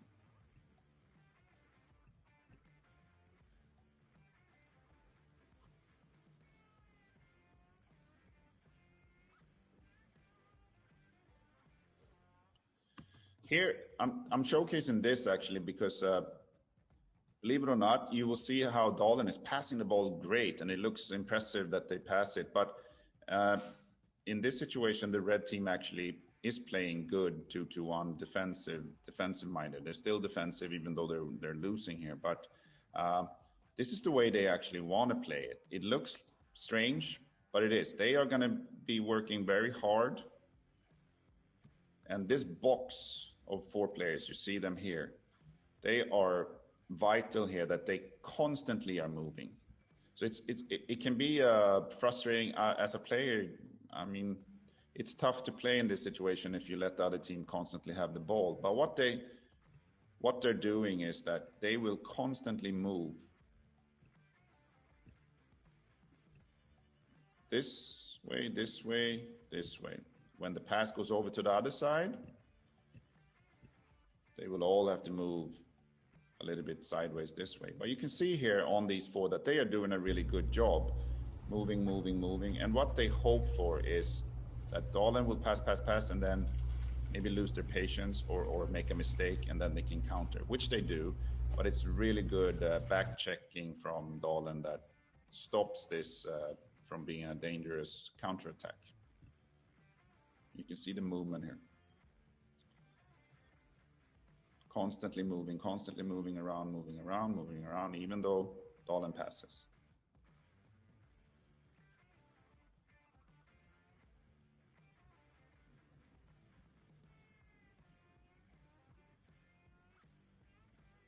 There's the miss, boom, counter. But you see incredible back checking from Linus Holmgren there.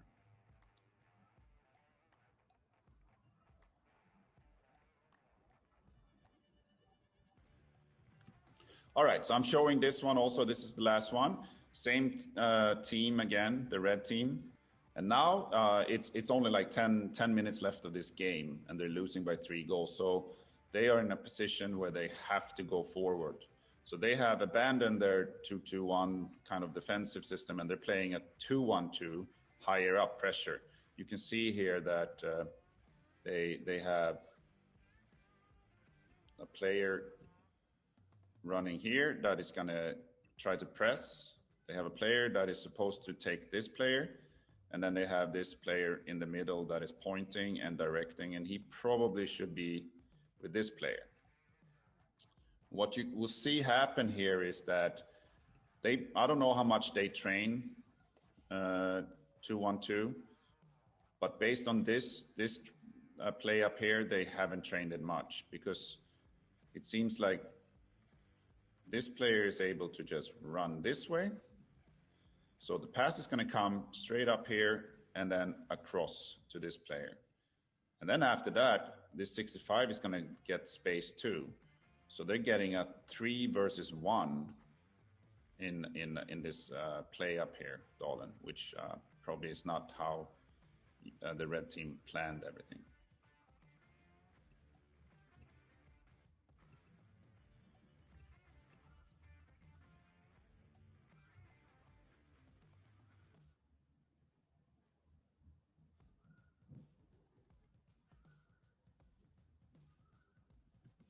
And that is this episode of Coach's Corner. There might be a surprise coming up now late after this. Take care. Bye. Hi guys, Christopher here. I'm gonna talk to you about some counterattacks and what you should think about and what you can bring into your gameplay. So the thing about counterattacks is that they're usually over in about 5 seconds, so it goes really fast. So the first thing that you want to think about is that before you get the ball, you want to keep your eyes up and look on the field where there's a free area and where your teammates are and where they are moving. So as I said, it's really fast, and if you don't have your speed up, you want to start with a max run, or you want to pass the ball to someone who has speed up so he can bring the ball forward. And always try to pass the ball to a player who has their eyes towards the opponent's goal. You don't want to pass it, or you don't want to be standing with your back towards their goal, because then you can't see what's happening on the other side. And as I said, you need to make really fast decisions on the counterattacks. If you see a free pass, go for it. If you see a free space, go for it. And you really need to attack at this point. You need to try to attack their goal, because one of the most dangerous things about a counterattack is when you lose the ball, because a counterattack on a counterattack is not fun to defend. And as you know, all their players are trying to back check, so usually it creates a 3 versus 2 situation in counterattacks, and you always want to try to take those 3 versus 2 situations into a 2 versus 1 situation. So let's say one player attacks their goal and their defender moves back with our player. Then we have a 2 versus 1 situation, and their defender has to choose if he's gonna cover the pass or if he's gonna cover the shot. So I think that's the hardest thing for an opponent, is when you're making them choose what they're going to block, because it's always some hesitation in their decisions, which creates some space for you to be able to score a goal or score an assist. And what you absolutely don't want to do is you don't want to run at a line. So if you're 3 versus 2, you don't want to end up in a line where their 2 players pretty much can cover all 3 of you. So that's some tips and tricks about counterattacks. And if you have any questions, just send them and I'll try to answer. Thank you.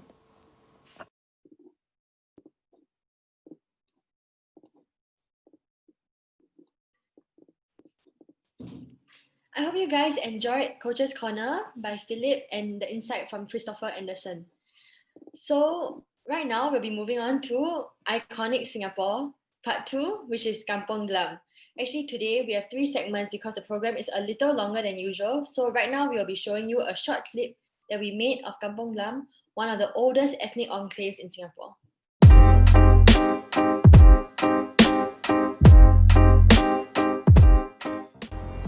For a long time, Kampong Glam was a fishing village due to its location on the Rochor River.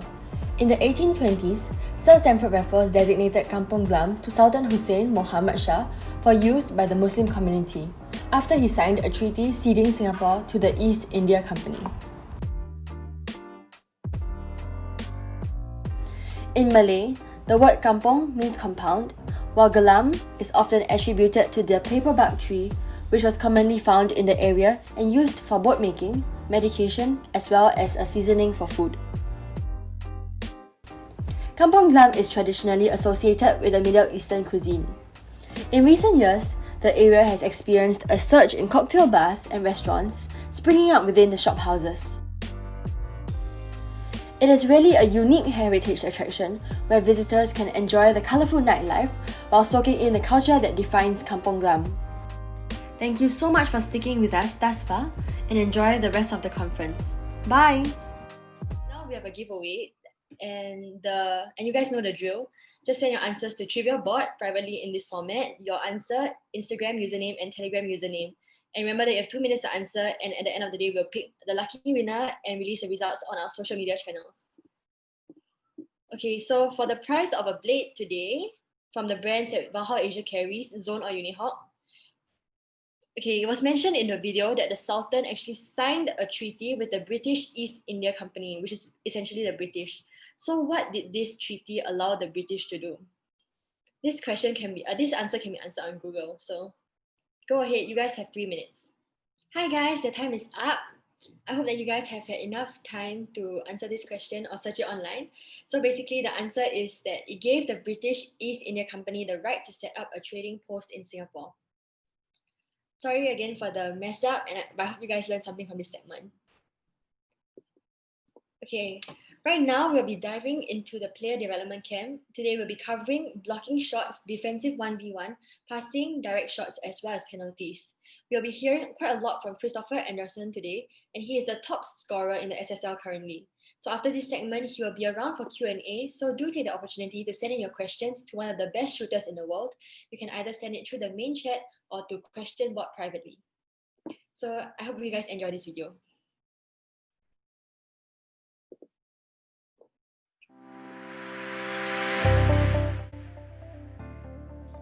Hi Christopher, we are so happy that you can join us for the 2020 virtual SG Floorball Open and come down to Singapore for the next SG Open and the second stage of the camp. So you have been on fire in the league this year and you have scored 19 points. Currently, you're one of the top scoring leaders in SSL. Can you tell us how it has been for you this season? It's been really fun to get this amount of success in the goal scoring and points making. I've been playing with great teammates, and they have really given me the opportunity to place the ball close to the net. That's very humble of you, attributing your success to your teammates. You are known to have one of the best shots in SSL and to be a very powerful and dangerous attacking force. Can you tell us more about your playing style? I would say that in my playstyle, I like to take many risks with the ball and always get to create chances and opportunities for either me or my teammates. And I think we have succeeded with that in this season, particularly. But it can always get better, and I love to take risks and find good cross passes and just place the ball on net. That's a really great mentality to have. Of course, this calculated risk-taking comes with a lot of experience. So you have played with 2 years for now, with Victor, your teammate. How would you describe him as a player and as a person? As a player, he's really good with the ball, always hard to get pressure on him, fast, and creates a lot of time for both himself and his teammates. Always a threat. Always a threat if you give him space. So it's hard to play against him. And as a person, he's really funny, always comes in with a lot of energy and just keeps everybody with a smile. What do you aim to showcase during the 2020 Virtual SG Open to our viewers and to value add to our play? In the virtual camp, I hope I can answer as many questions as you have, possibly, and hopefully give some tips what you can practice on and what you can try to do on the field as well. And live in Singapore, I hope to show you what you can practice on and how you can do it. I think that will definitely benefit all our viewers greatly, and we are all looking forward to that. For my last question, what is the one place in Singapore you look forward most to seeing when you come down to the actual SG Floorball Open when the pandemic allows for it? I'm looking forward to see Gardens by the Bay. Heard a lot of great things about it, and I'm really looking forward to it. Yes, Gardens by the Bay is truly one of the most brilliant, beautiful works of architecture in Singapore, and I hope that you'll get to explore it thoroughly when you come to visit Singapore. Thank you so much for your time today, and see you during our player development camp. Bye!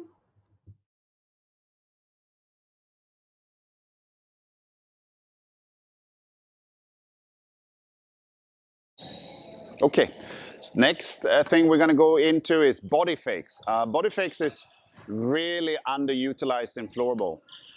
A lot of players and opponents will watch your body a lot. One of the superstars, Victor Nystedt, is incredible at this. He constantly is making fakes. And you can see how opponents, because of his speed and how good he is, skillful with the ball, they almost always buy it. You know, they believe the first move, and that gives him a little bit more space. So what we're going to practice is basically just working on that. And we're going to do it very simple. Body fake first will be that you come and you fake and go this way. So you fake right and go left. So I show it again against Tristan. I will come in, I will fake and go this way. Just a simple. Then I do it the other way. So now instead I'm coming in, I'm faking left and go right. So I come in, I fake left, go right. What you can do here also, if you want to practice, when you do, for instance, the fake left, go right for me, would be that I come in, I fake, come, and then come out with one hand to run this way. Again, to get further away from the opponent, so he won't be able to tap the ball or even slash, even though you will get a free hit then. So it's very important to be able to utilize all of your size or length. So I come in, I fake, out and run. Okay? Now, drills you can do. This is very, very simple. We can do it slow, and then you add up speed. And my boys will show it now.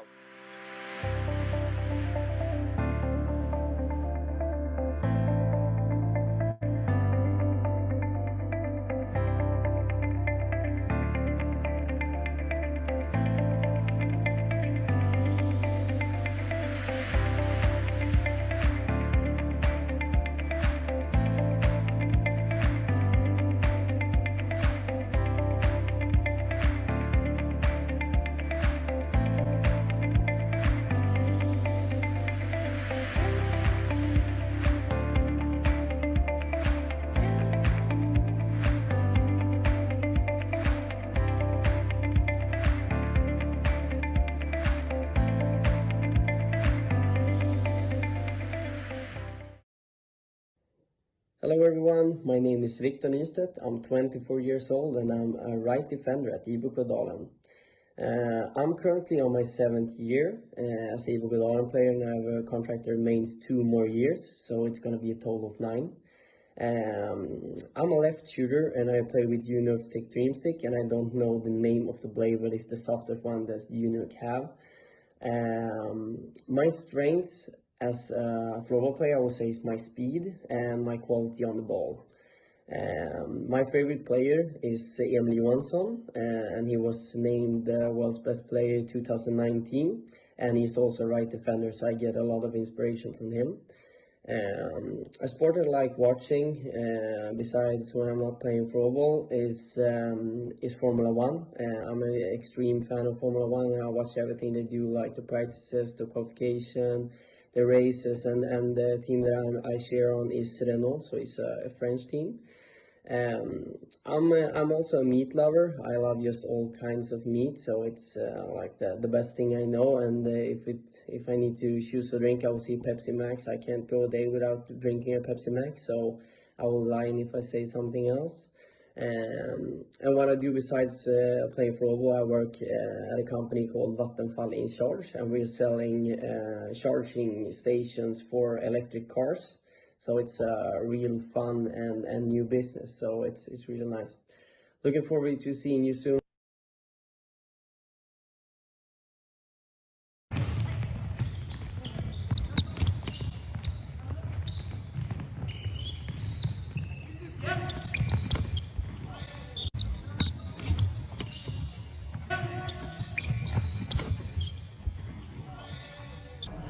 Hi, I'm going to show you how to block a shot and a quick tip. So the thing I think about when I'm going to block a shot is I don't want to sit down too early. So if I see a pass go, I try to stay up as long as I can, and when it comes, I go down as fast as possible. And I try to look at the ball and where he has his stick and not where he has his body. It's the ball you're going to block, not his body.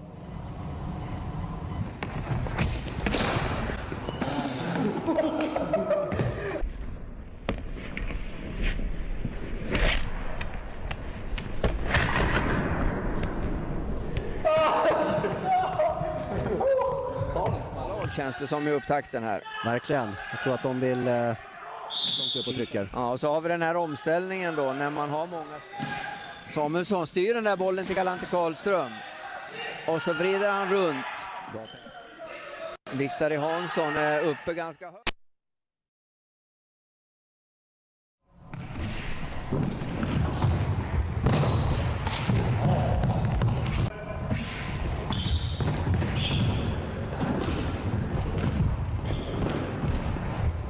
Hi guys, I'm going to show you two situations in the corner to help you in the 1v1 situation. So in the first situation, when he has the face up against me, I try to be as long as possible, so I don't have the short space, so I can be very long against them and make it hard for them to pass me. And the second situation, I try to be as fast as possible in the corner to hold them against the boards, to have them playing with their backs against the field. So push them and try to win ball. Då börjar man tvingas till att täcka skott i dalen. Men rakt på par tänk ner.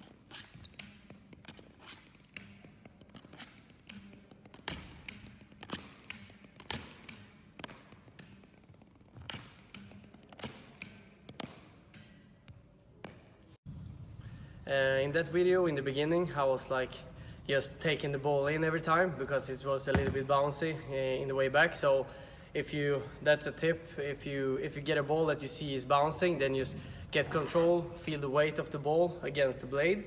That's a tip. And in the end, you saw that I was like pressing the ball forward. Every time that I got it, you hear the touch on the blade much more closely. So I don't know, but the first one is probably better for just controlling the ball, getting the eyes up, looking where your teammates are, and the other one is probably when you know where to pass it, when you get it, and then you can press with all the weight and get as hard and fast pass as possible. So that's our tip.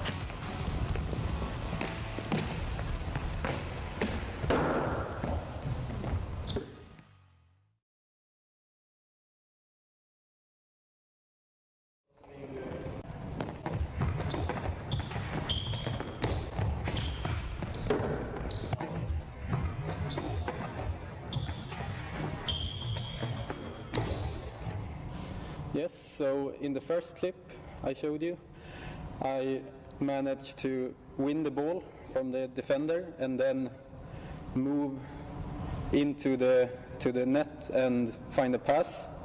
So that's obviously like the best possible thing that you can do. Win the ball and leave the defender behind you and create a chance for your team.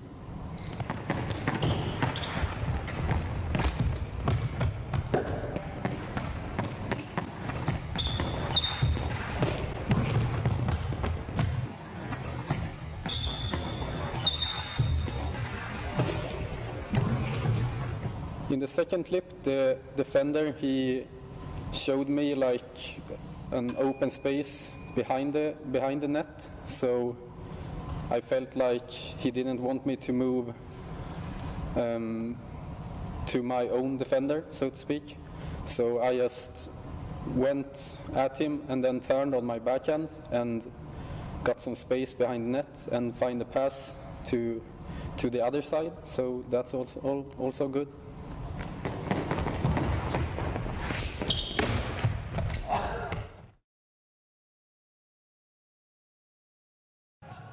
Graf.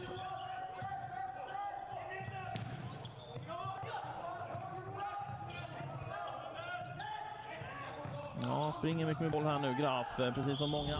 In the third clip, I moved a bit behind the net, but the defender was with me, so I moved back along the corner and got my eyes up and found my open teammate in the high slot. So he got the chance to score, and I found him with the pass. So now just some details and some tips that I would like to share. If you have the space, take it. Just don't turn and turn with the back towards the defender. Like try to use the space, to use the time to get your eyes up, so you will see the field. And as I said, also use the space that you got to move with the ball. Just don't stand still with the ball. That's my main points.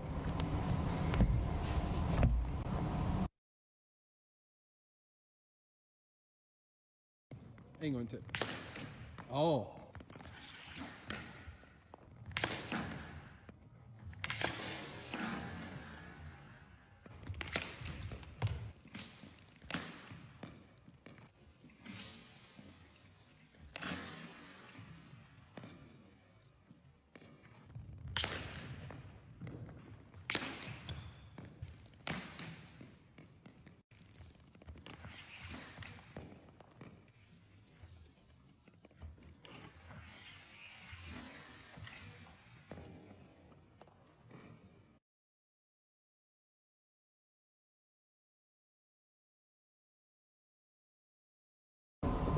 Hi guys, I'm going to show you a little tip on how to score some more goals and what spaces to use to do that. Yes, so if the ball changes side, I try not to stay on the board, because if I do so, the defenders will have a good chance to mark me and see where I am. So instead, I run to the middle, because in floorball, most of the goals is scored from there.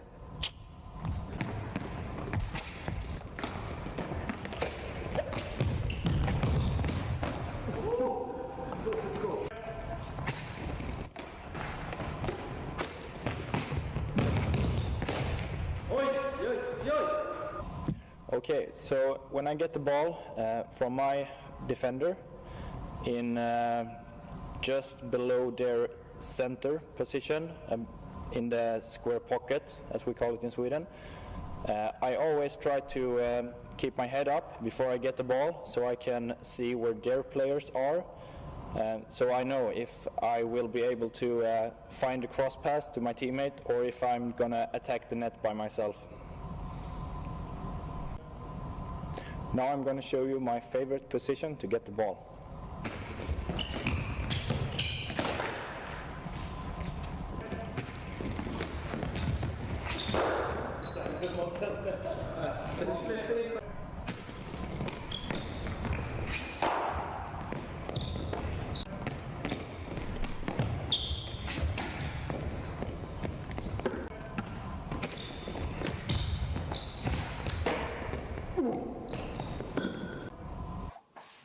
Hi guys, Christopher here, and I'm gonna talk to you about some direct shots, wrist shots and slap shots, and how to execute and perform them at a game. So the thing about direct shots is that it's the most efficient way to score a goal. And I think you have seen in the videos that Alexander Hedlund and me have scored a lot of goals on direct shots, and that's because when you shoot straight away, the goalkeeper won't have time to position himself as he wants to, so he has to take a chance. And whenever he takes a chance, your shot doesn't have to be as good as otherwise. The shot can be pretty bad as well, but will end up in goal because it's a direct shot. But mostly, whenever you get the cross pass and shoot straight away, you will always have one or two places in the goal that's open for you to score. And I always try to shoot either high or low, depending on what goalkeeper it is. Because whenever you get the cross pass, the goalkeeper has to take a chance. Either he has to slide, and then the first part of the goal will be open if you aim good enough. And if he throws himself, it will always be, he will always have to throw himself high or low. So you just have to shoot high or low, because most goalkeepers will throw themselves in the middle of the goal. Some keepers always try to slide on the ground, so try to be aware of what the opponent goalkeeper likes to do. So when you shoot straight away, the goalkeeper will never have time to position himself and be able to aggressively attack the ball as they want to. So that's why shooting straight away is so important, and that's why we score a lot of goals on it. I actually think that it's the most scored goal in the Swedish league, shooting directly.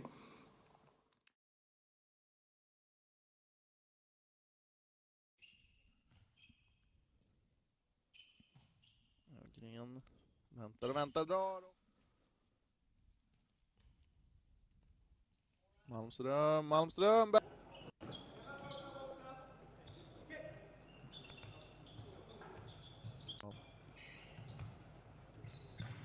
Ja, den dragningen är lugn, den är behärskad.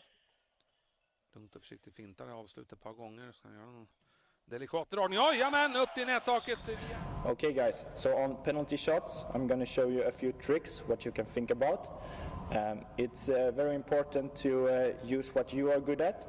So I try to use my shots and my stick handling as much as possible to try to keep the goalkeeper moving from side to side so he can't guess where I'm going. And I always want to have the alternative of either shooting or making a long move.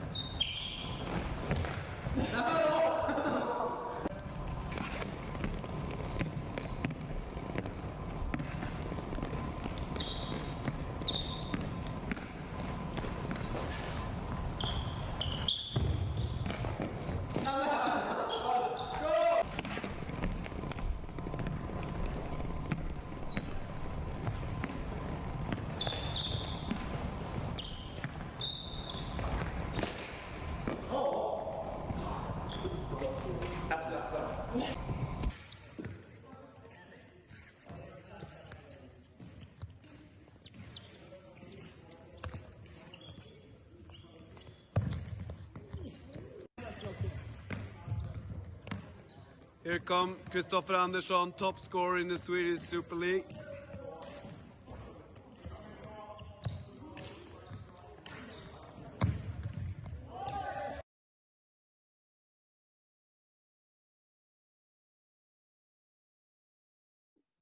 Hi everyone, hope that you guys have enjoyed the player development camp today. And today we actually have with us Kristoffer Andersson, who you have seen extensively throughout the video, and he'll be here with us for Q&A.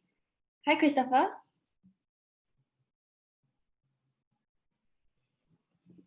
Okay, wait, hang on. Let me see if it's...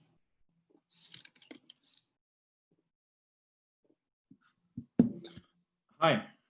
Hi. Hi. I can't start my video. Okay, can you start now? Okay, yep. Sorry, I forgot to make you co-host. Yeah. Oh, okay. Thank you. See your videos on. Yeah. Hi Kristoffer, thank you so much for being here with us today. Hi. Thanks for letting me be here with you. Okay, so we have a few questions that got sent to the question board. So you are the top scorer in SSL, and you have scored 100% of the penalty shots that you have taken this year. Can you tell us more about what goes through your mind when taking penalties?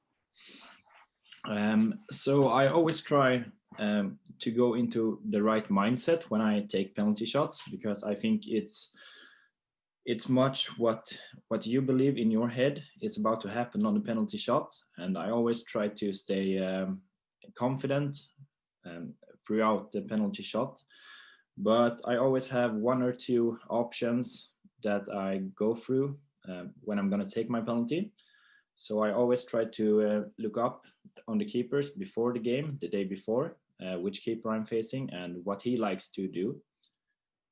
So I think I have used my length and my stick handling well on these 2 penalty shots that I have gotten this year, and I hope I can get more penalty shots. Okay, for the next question, how do you keep your cool when taking penalty shots, especially when there's a lot of pressure on your shoulders? Yeah, as I said, it's a lot about the mindset that you come into with the penalty shots. I try to not think too much, just try to take a deep breath, and it mostly come down to practice. I have practiced penalty shots for a long time. I have done it for hours, and when you feel secure with the penalty shots that you're going to execute, I think you can be calm in the situation. And I always like to be the game hero, if you can call it like that. So I want the opportunity to be able to win the game for the team. I see. So for our next question, I know you mentioned that you have 2 styles of penalty that you normally take, right? Yeah. So this question asks, do you vary your penalties when shooting against different keepers, or you just will stick to your 2 routines no matter what? I usually go for 2 options. I either shoot or I make a move. It depends pretty much on how big and how far out the goalkeeper is, I believe. If the goalkeeper is sitting close to the goal, I like to shoot, because then you will have pretty open spaces in the goal. But if he comes out a bit from the goal, I like to make a move on him, because I got pretty good length, and will be able to get his movement to where I want to be able to score. I see. So for our next question, Kenny has asked in the main chat, hello, I saw the part on passing where you say move laterally carrying the ball, which opens up spaces. Can you shed some insight on that? One more time. Okay, so Kenny said that he saw the part on passing where you commented that moving laterally opens up space while you're carrying the ball. Yeah. So can you share something about it? So whenever you move with the ball, either laterally or upside down, you will force the opponents to move, and it will open new spaces for your teammates to run into. And it will make them harder if you make a threat, or if you just try to move the ball to one area. So if you get the ball on your forehand and take 2 steps down and maybe move it backwards, the opponent has to react, and from their reaction you will be able to get 1 second maybe, or a little bit more, to be able to find new passes that your teammate will have the time to run into. I get. Okay, so someone asked, the backhand is so nice, do you practice it a lot? Actually, it's a pretty fun thing, because my backhand has been the worst part of my game for a really long time. So I have almost never used backhand penalties, but I've actually practiced it a lot this summer to be able to get it more threat for me in the penalty shots and in the game, to be able to use a good backhand. It's been a huge weakness for me, I think, and I'm actually really happy that I've been able to practice my backhand so I can use it in the game. But no, I haven't used backhand a lot before, but it's a good threat. You have seen Alexander Rudd, who has a great backhand, so it can be used in the game as well, and not only in penalty shots. Yeah, completely understand. So Ogola from Kenya has asked, when you do your penalty, how do you know when to make a raised shot and when to do a low shot? So I think he's asking, when do you shoot high and when do you shoot low? Okay, I always try to look at the goalkeeper and how he is reacting. Some goalkeepers like to start with their hands high and work themselves down, and some goalkeepers always start with their hand low and work up. And I think it's a fun thing because goalkeeper always have like a twitch whenever you try to shoot. So if he starts high, he will always twitch down and then up if you shoot up. So I try to place the ball on where he starts his movement. So if he has his hands high and he twitches down and he has a low and he has his body low, I always try to shoot high.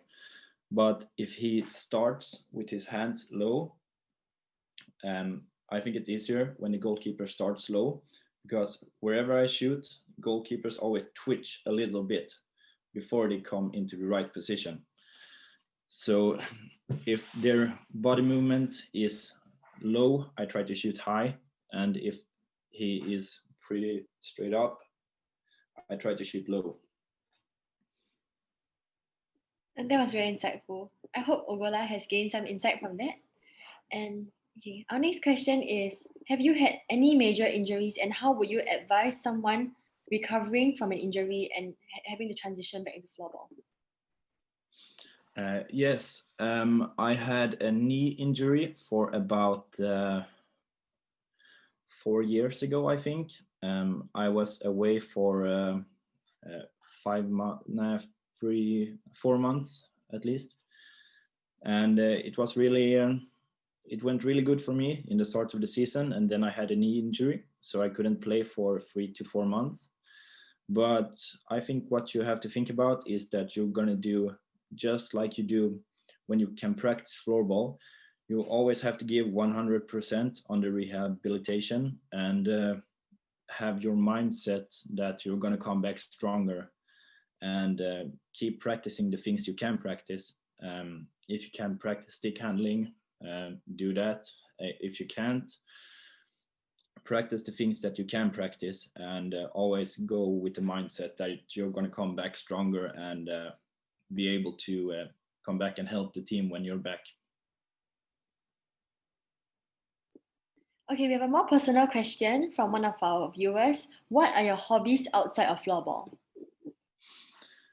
Okay, so I play some computer games. I played a couple of years ago, maybe last year, I played a lot of League of Legends, but I haven't had the time to play that as much now. But I like to hang out with friends.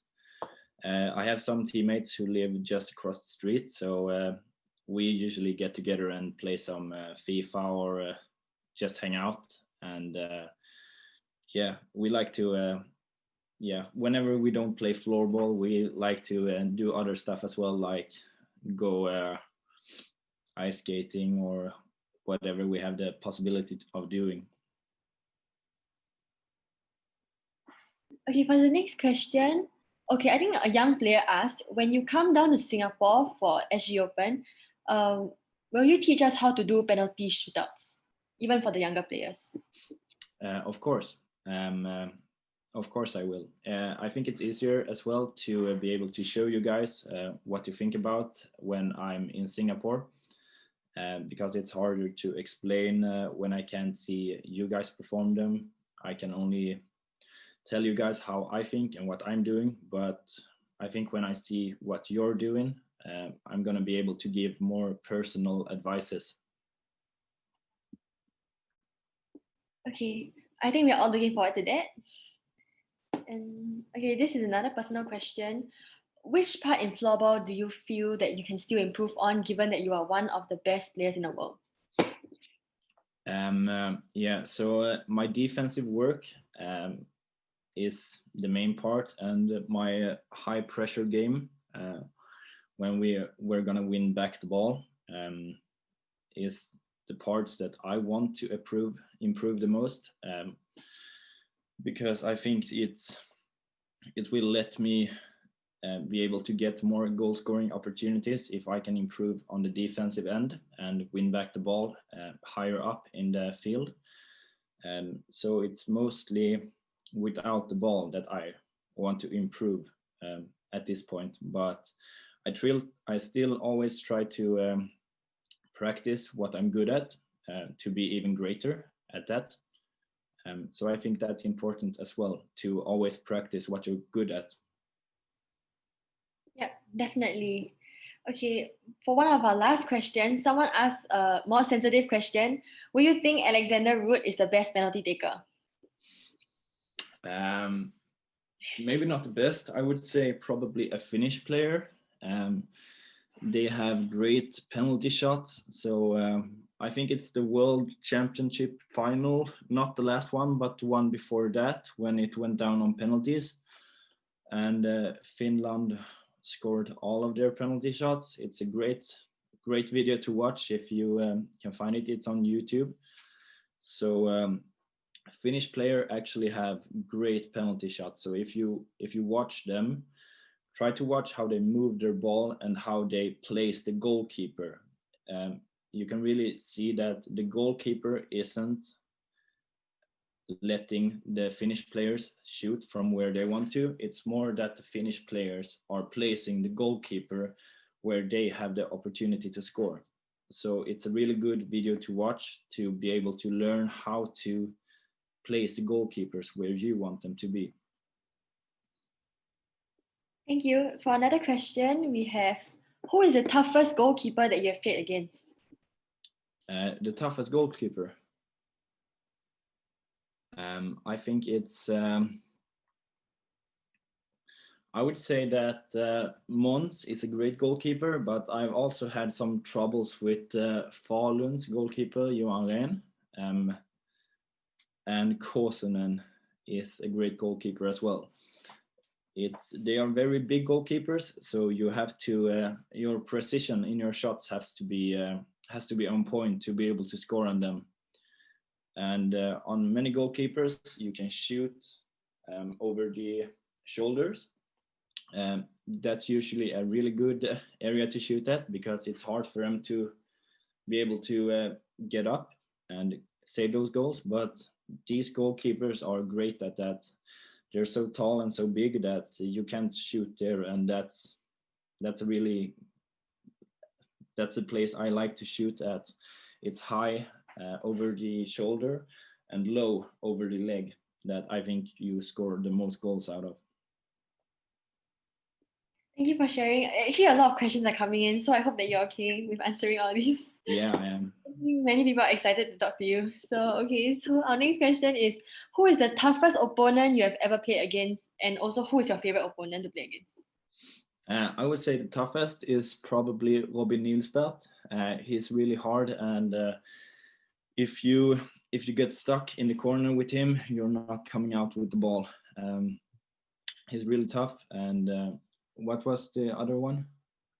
It was who is your favorite opponent to play against? Like maybe a friend or someone you enjoy playing against. Like it's fun. Oh, okay. I actually really like to play against. When I played in my last team, I love to play against Dalen. But at this point, I love to face Växjö and Mullsjö, the game I missed now. I think it's really fun games. It's a lot of speed and goal scoring opportunities at both ends of the field, and it often comes down to who is the most efficient on that day. So I think that's really fun. That's nice.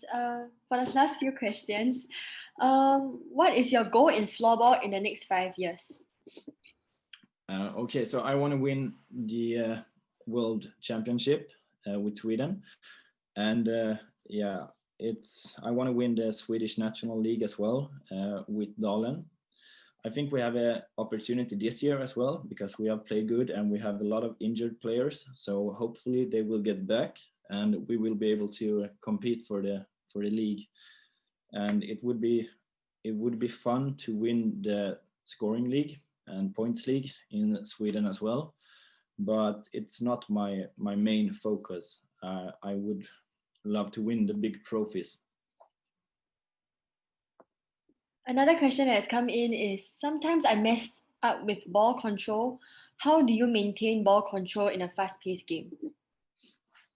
Okay, so it's actually a really good question because when you practice ball control, you will often be running around alone or stand still and practice that. But my best advice is what I have practiced a lot is to go with a friend who will pretty much pass you bad passes, and you will be able to you will have to take them down fast and try to move with the ball fast. So just try to place yourself in bad positions and try to come out of it as fast as possible. So it all comes down to practice, and the more you practice, the calmer you will be in the game. Okay, moving on. Since SSL is such a tough league, what do you think sets the top teams apart from the rest?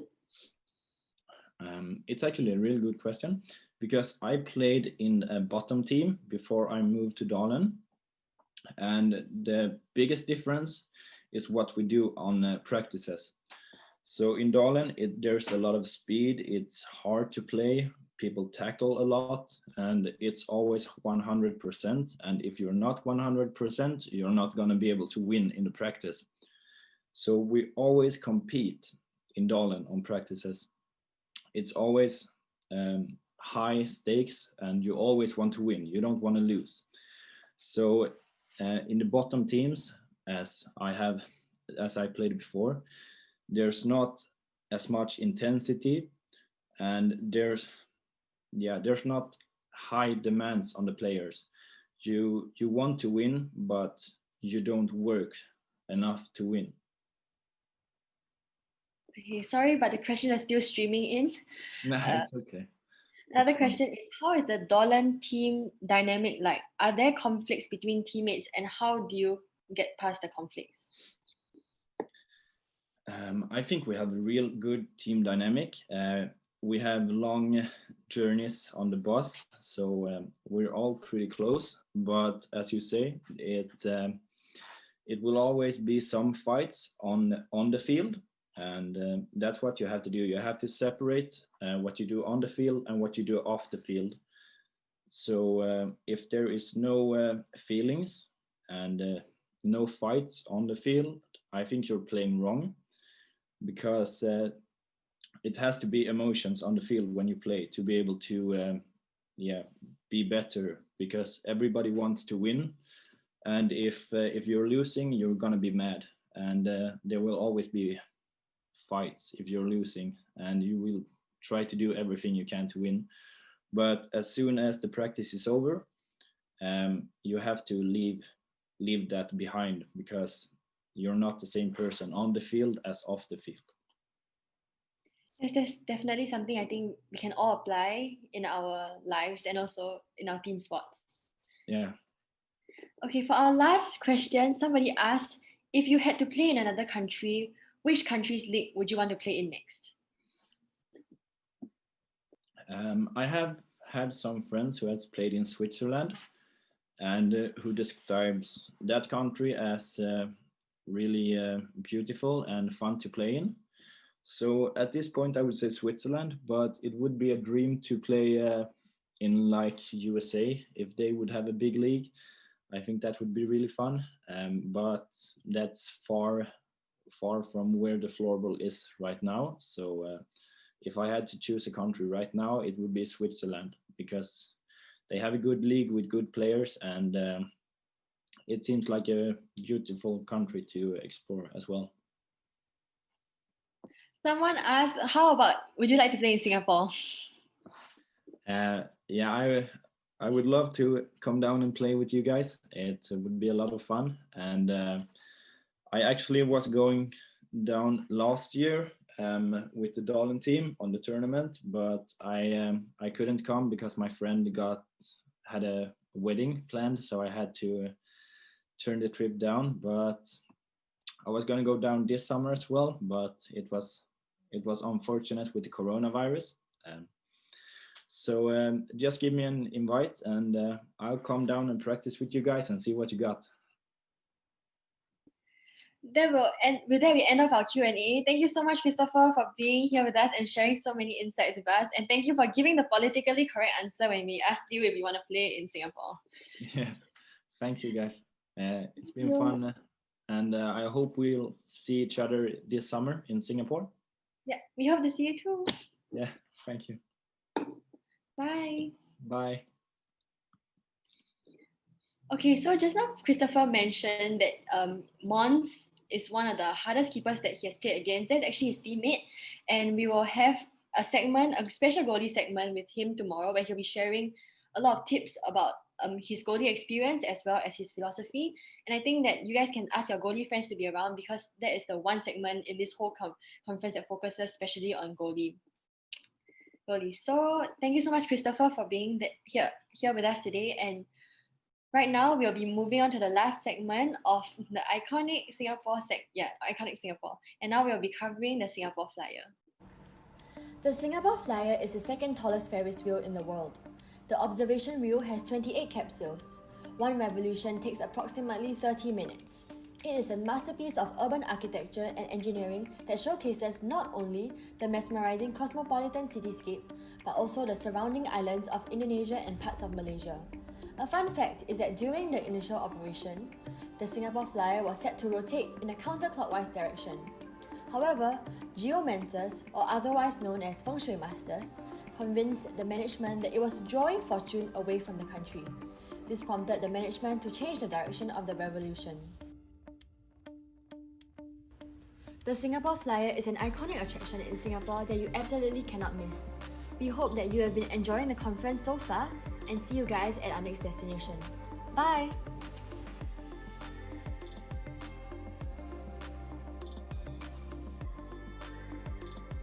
Okay, right now, moving on to our last giveaway of the day. I feel like I've broken record repeating to you guys, but this is how you're supposed to take part. And yeah, send your answers in the trivia board, and we'll announce the answers at the end of the day.